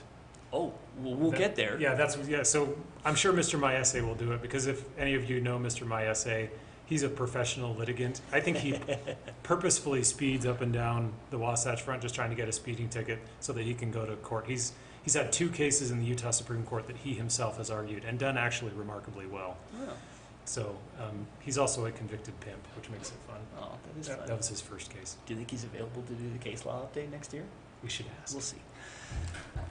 Anyway, ultimately the court decides that it lacks jurisdiction and invites Mr. Maese, which I'm sure is what he will do, to try his luck under Rule 65B. As to the constitutionality of the rule and the statute, so we have, he says that they deny him his right to a jury trial based on an infraction, and that is a violation of Article 1, Section 12 of the Utah State Constitution. The 2 provisions we're looking at here is, again, 7716, which says that in the case of an infraction, it's going to be decided by a magistrate. And then we have Rule 17D of criminal procedure that says no jury shall be allowed in the trial of an infraction. So, with respect to the constitutionality and the rules on this, Mr. Maese argues that Article 1, Section 12 gives you the right to an impartial jury in criminal prosecutions, and that ends up being the term that the court focuses on and that this whole analysis is based on, is what does the term criminal prosecution mean, and does that include a case where it's an infraction and that there's no possibility of incarceration. I read this, and it was long and painful, and I'm going to do a very brief summary of what the analysis was because I like you guys. So the court goes through, as I said, a very lengthy analysis talking about what the meaning of criminal prosecution was at the time that the Constitution was put in place. He talks about having fear of zeitgeist, which I had to look up. Some of you probably know what that means. I'm sure John knows what that means. And essentially what that is the defining spirit or mood of a particular period of history as shown by the ideas and beliefs of the time. So he doesn't want us to get wrapped up in our own beliefs of this time and impose that belief system or that fundamental way of thinking on what was happening at the time. He wants to try and put himself in the mind of somebody who lived at the time that the Constitution was put in place. So we have to try and understand what criminal prosecution means. My essay cites to some case law, but it ends up being contradictory on whether or not the court can look to outside sources. His argument is that the court needs to rely on the plain text and that clearly even an infraction is a criminal prosecution. The court looks to Young, which was its own precedent, saying that they can consider all relevant factors in making this determination, and he really does consider all relevant factors, every single one. The city argues that cases where the feds have interpreted the Sixth Amendment are helpful in this analysis, but the court says that while tempted, they're not going to go in lockstep with the federal government when this is a state constitutional claim that's been made here. He then waxes poetic. When we look to the historical record, we hope that it resembles a Norman Rockwell painting, poignant, straightforward, and easy to interpret representation. But frequently it does not. In some cases, like this one, the historical record is more like a Jackson Pollock, and we find ourselves staring at the canvas in hopes of finding some unifying theme. After studying the colors and lines of the historical record, we find evidence that suggests a narrative. And Quill, your ship is filthy.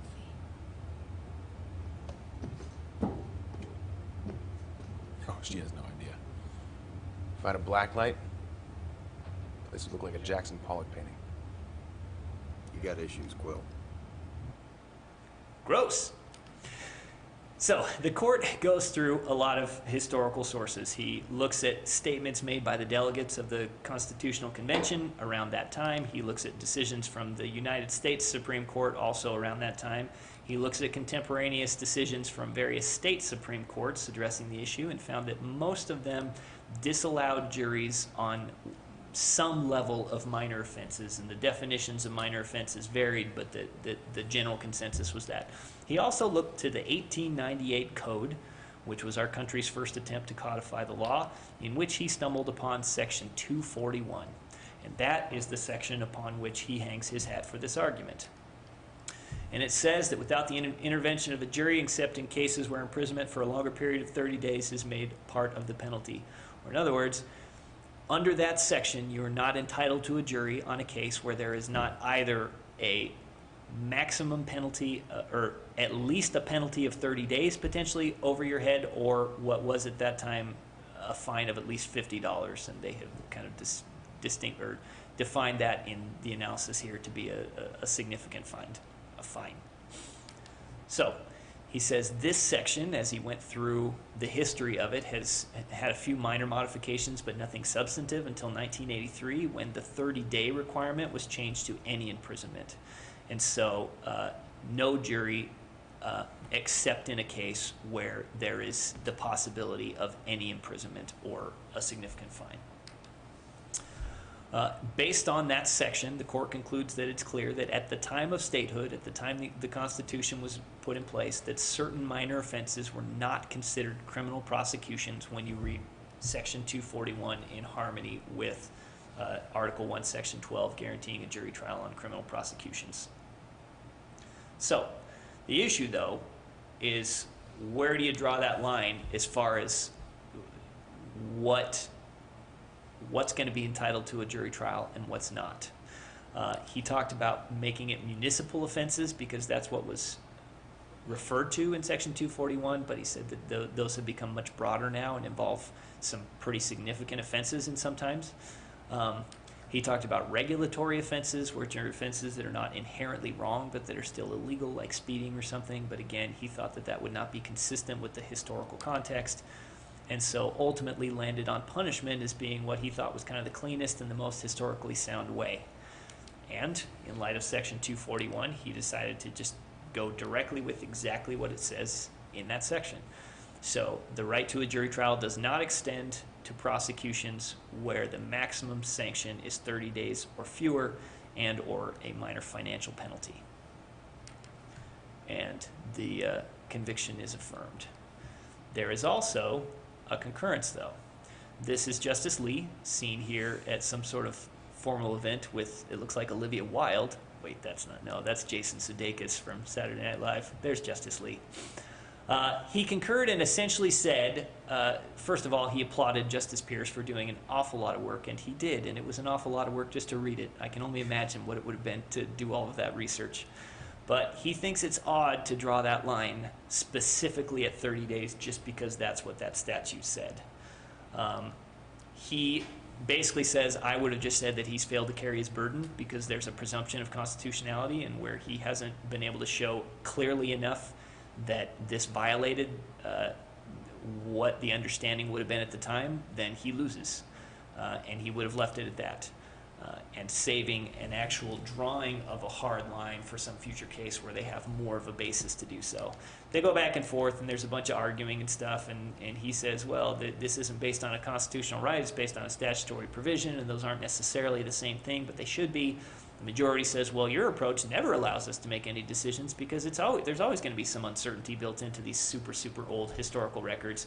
And he says, again, look, the party seeking to challenge the constitutionality always bears the burden. And so if they can't show clearly what the understanding should have been at the time, they lose. And we fall back onto the presumption of constitutionality.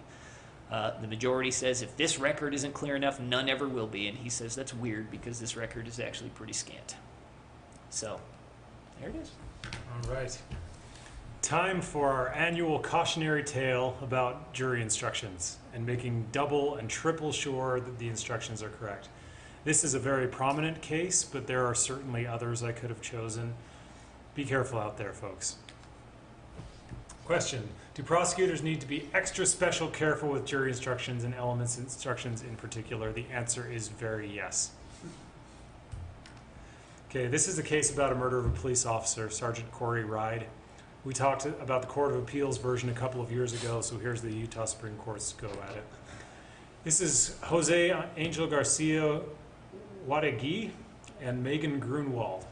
He was 27 years old, she was 16. Of course, it's a match made in heaven, right?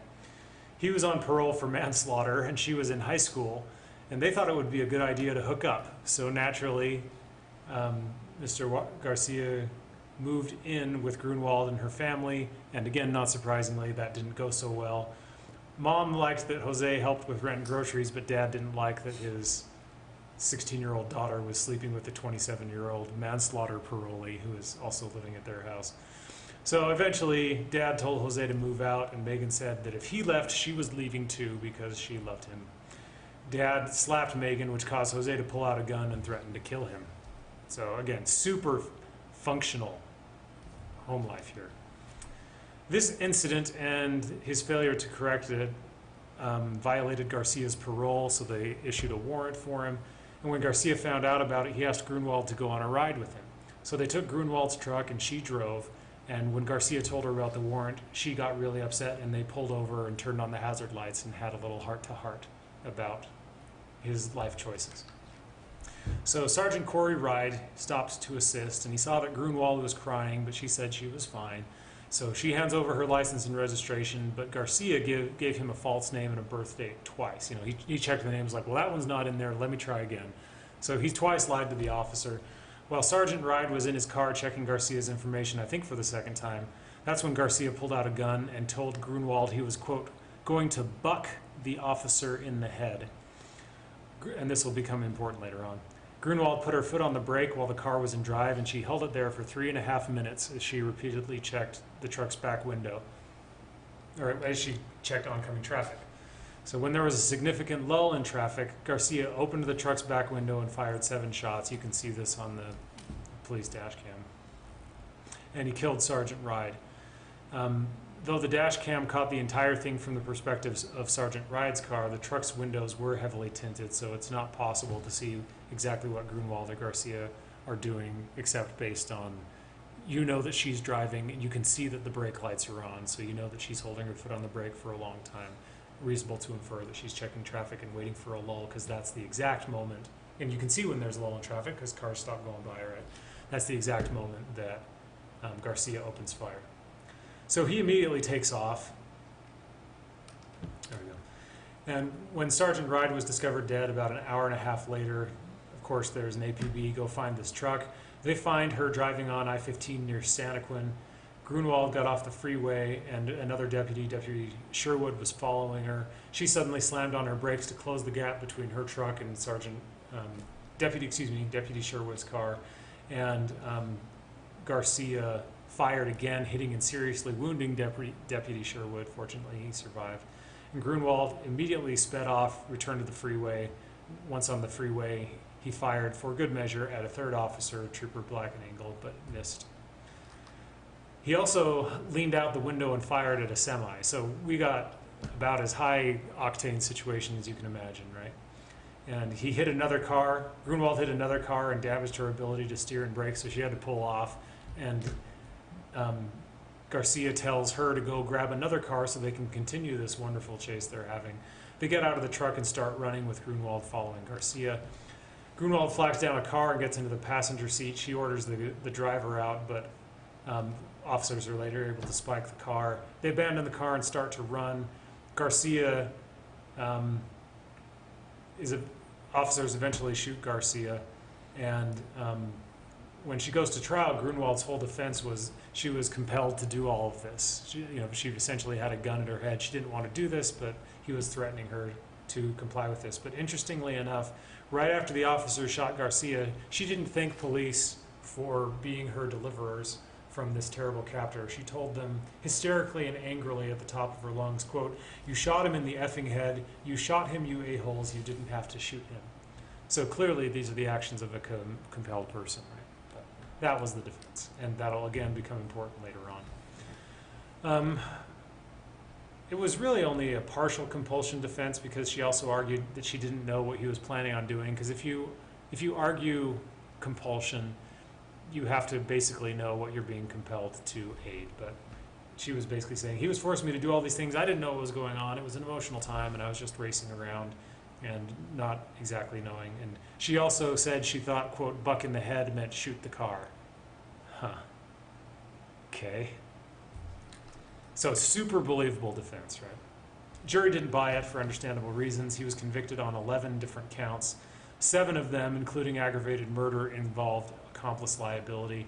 So here's the accomplice liability statute. Coupled with the default mental statute, the solicitation request command must be at least reckless, but aid has to be intentional because the statute says intentional aid. So different mental states potentially apply to ways in which you aid somebody else to commit a crime, but you have to look at the underlying crime itself, because somebody has to have the same mental state as another person under State v. Jeffs, and I guess Idris is an exception, but you have to have the same mental state required for the principal offense.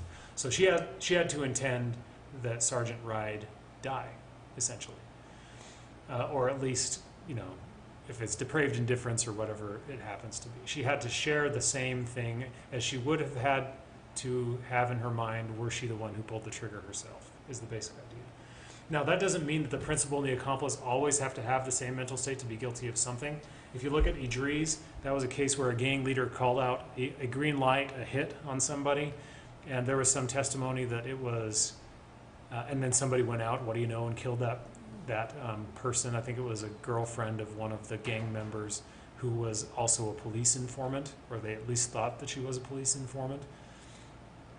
And he was actually convicted of manslaughter as an accomplice, even because The idea being he was reckless on whether putting a green light on this person would not just cause somebody to beat somebody up or give them a good talking to, but would actually cause them to kill them. So you have to be really careful. If you get one of these mental states with accomplice liability in a big hairy case like this, feel free to talk it out with us. And we know we're not perfect either, because you can never exactly predict exactly how the courts are going to view these things, but read this case and you'll get it why there was a problem here. Part of the issue too, I think, is had the prosecutors just used the Muji on this, they would have been fine. So there are sources to look at. On appeal, she challenged 3 instructions on accomplice liability that said it can convict Grunwald if it recognized that her conduct could result in committing the crime of aggravated murder but chose to convict anyway. Do you see the issues? That's the standard for recklessness. And aggravated murder cannot be committed recklessly. It has to be intentionally or knowingly, right? The second jury instruction, the convict, if it found that Grunwald intentionally aided Garcia, who committed the crime, that should read to commit the crime, because that says that she didn't have to have any mental state at all, just that she aided him. It's like, yeah, I gave him a ride. I intentionally gave him a ride, and therefore I'm guilty of murder. That's potentially how the jury could read that. And finally, the jury could convict if it found that Grunwald intentionally aided and was aware that his conduct was reasonably certain to result in his committing the crime. No, this isn't his trial. He's dead.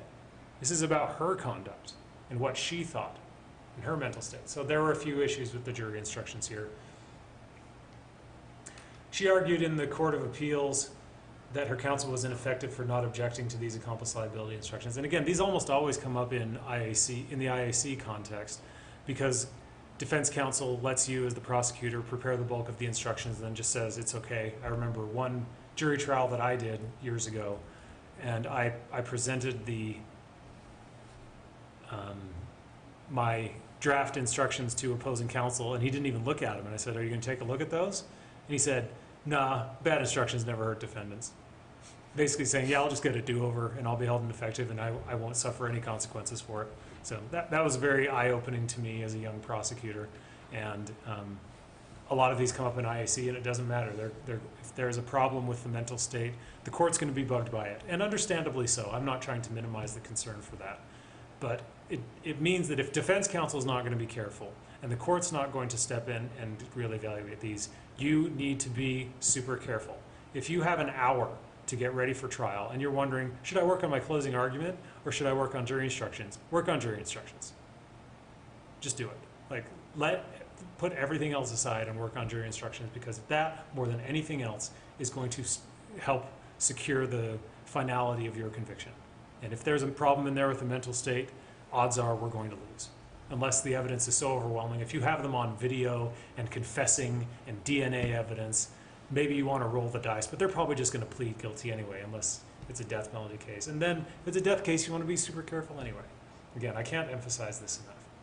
And if you only have an hour to prepare for trial, you might want to move to continue. I meant like the marginal hour. You have some free time. Everything else is done. What are you going to do? Don't work on style. Work on substance. Okay, so we actually conceded the instructions were wrong. We just argued lack of prejudice. And the Court of Appeals agreed with us. Chris Ballard from our office did an amazing job, and the Court of Appeals was convinced that the errors were harmless. We thought it was the right results, of course, but again, these cases are never an easy sell, and the courts really, really, really don't like it when jury instructions are wrong, on mental states especially. So the Supreme Court granted cert, and we hoped for another miracle, but that didn't happen this time. All right, this case is legally important because of the way they address the prejudice prong of IAC and jury instruction cases. It could be helpful if you get a motion for a new trial in one of these. You basically ask yourself 2 questions. We actually think there should be a third step. So here are the 2 questions. Did the instructions create at least one wrong path to conviction? And then look at the facts and arguments and decide if it's reasonably likely that the jury actually took that path to conviction. We think that's if the answer to the second question is yes, there needs to be a third question, which is there a reasonable probability that a correctly instructed jury would acquit? And we think that's missing here, but the court left it out, so we've got to deal with it unless and until we're able to convince them that they need to add step 3. But again, if you get one of these claims, be sure to look at Grunwald. We filed actually a petition for rehearing on this. I don't think we've heard back on it, so this may change, but something to be aware of if you get one of these claims.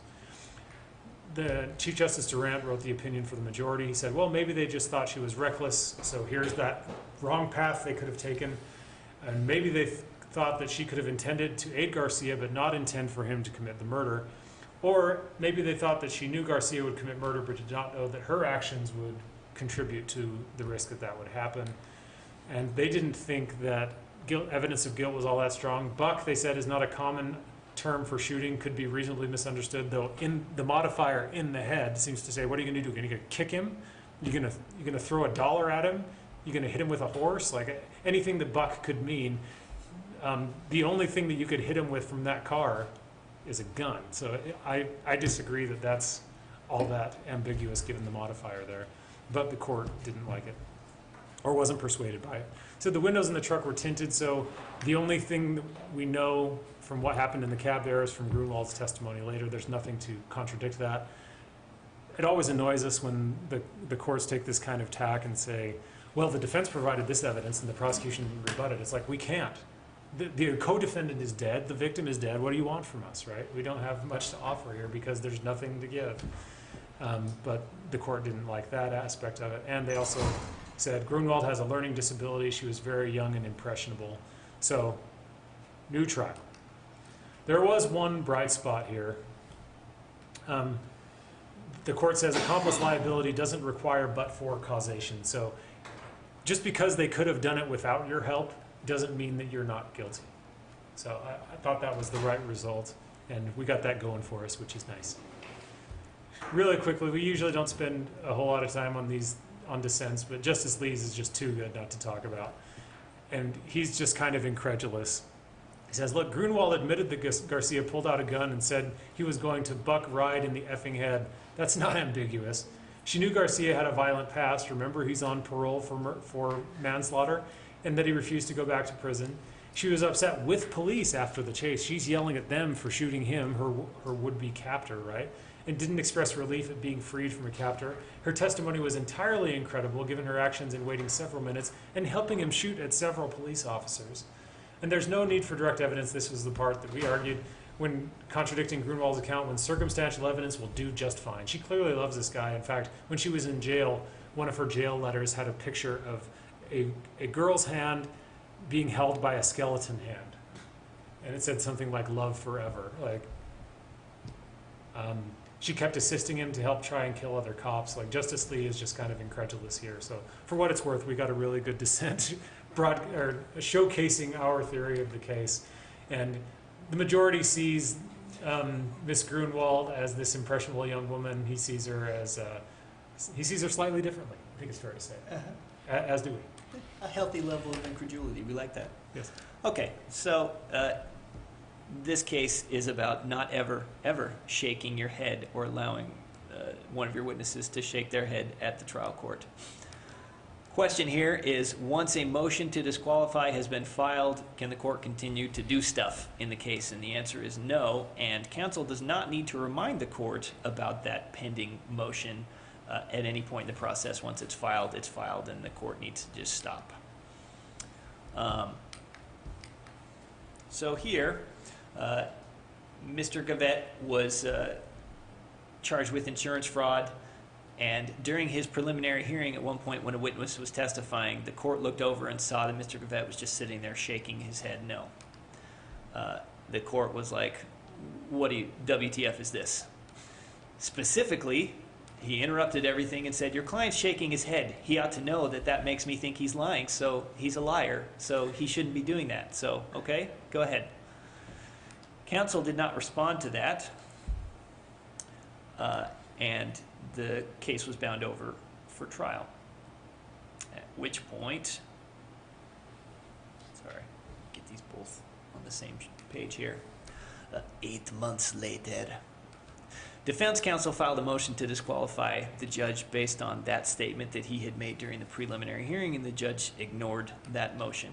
The case proceeded to trial. The defendant was convicted, and then the trial judge retired. So in the post-conviction motions that were heard, they were heard by a new judge. who decided that in looking at Rule 29, that it doesn't specifically say that the court loses jurisdiction once that motion is filed.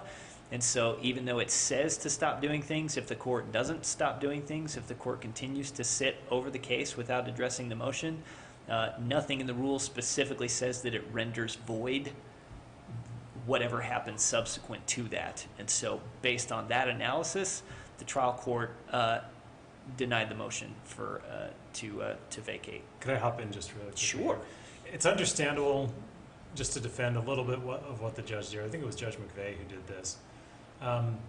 Defense counsel, when she made the motion, stood up and basically apologized for making the motion, said, hey, this is probably untimely, but my client's kind of upset, so I'm just making the motion, Judge. You know, she didn't press it. She had no interest in pressing it because she thought it was untimely and she didn't want to make it. She was just kind of trying to put on a good show for her client. But even that half-hearted, shoulder-shrugging attempt was enough. It just shows how serious these are. If anybody ever makes one of these motions, just immediately, if the judge doesn't recuse themselves, immediately just say, okay, need to put a pause on this and send it to the presiding judge. Yep. So this case was, the opinion of the court was written by Judge Diana Hagan. That's not Diana Hagan, that's Dolly Parton. That's Diana Hagan. And she is emphasizing the importance of the rule here because the rule is pretty clear about what needs to happen. Rule 29 of criminal procedures, the one we're talking about, and once that motion is filed, the judge shall do one of two things. Shall either recuse him or herself or shall send it to a reviewing judge. And the judge shall take no further action until one of those two things happen. The policy here is that we're trying to keep judges detached. If there's an issue of disqualification, then it needs to be addressed, and the judge either needs to be off or somebody else needs to be making that decision. That this is vulnerable to abuse by unscrupulous parties, and often a short recess is the only thing that's necessary for this to be addressed, so there's really no reason not to just stop and take care of it rather than soldiering on in a case. The state says, no, there's no error here because counsel abandoned the motion, and the error was invited because they really failed to preserve the issue. They never brought it up ever again. There was no objection. Counsel, as John said, acknowledged that the motion was untimely. So other than stating the motion, counsel never made any attempt ever again to address the issue. But the court says, requiring counsel to argue further about the motion is kind of exactly what the rule is intended to avoid, of putting counsel in that position to have to not only move to disqualify the judge, but then argue with the judge about whether or not they should be disqualified. So the motion itself automatically triggers all the requirements of the rule, and the motion also functioned as an objection to any ongoing proceedings in that case under the supervision of that judge. The court also relies on a similar rule in civil procedure, which has also been construed to void any action that is taken after the fact. So, in conclusion, just one conclusion. The conviction is vacated, it's been remanded for a new trial, and there were a couple of other issues that were raised, but they didn't get there because this one was dispositive. All right, and we are 1 minute away from a break, so I think that's a good spot to break. We'll be back in, well, yeah, this is for lunch, so we'll be back at 1:30 with State v. Sanders.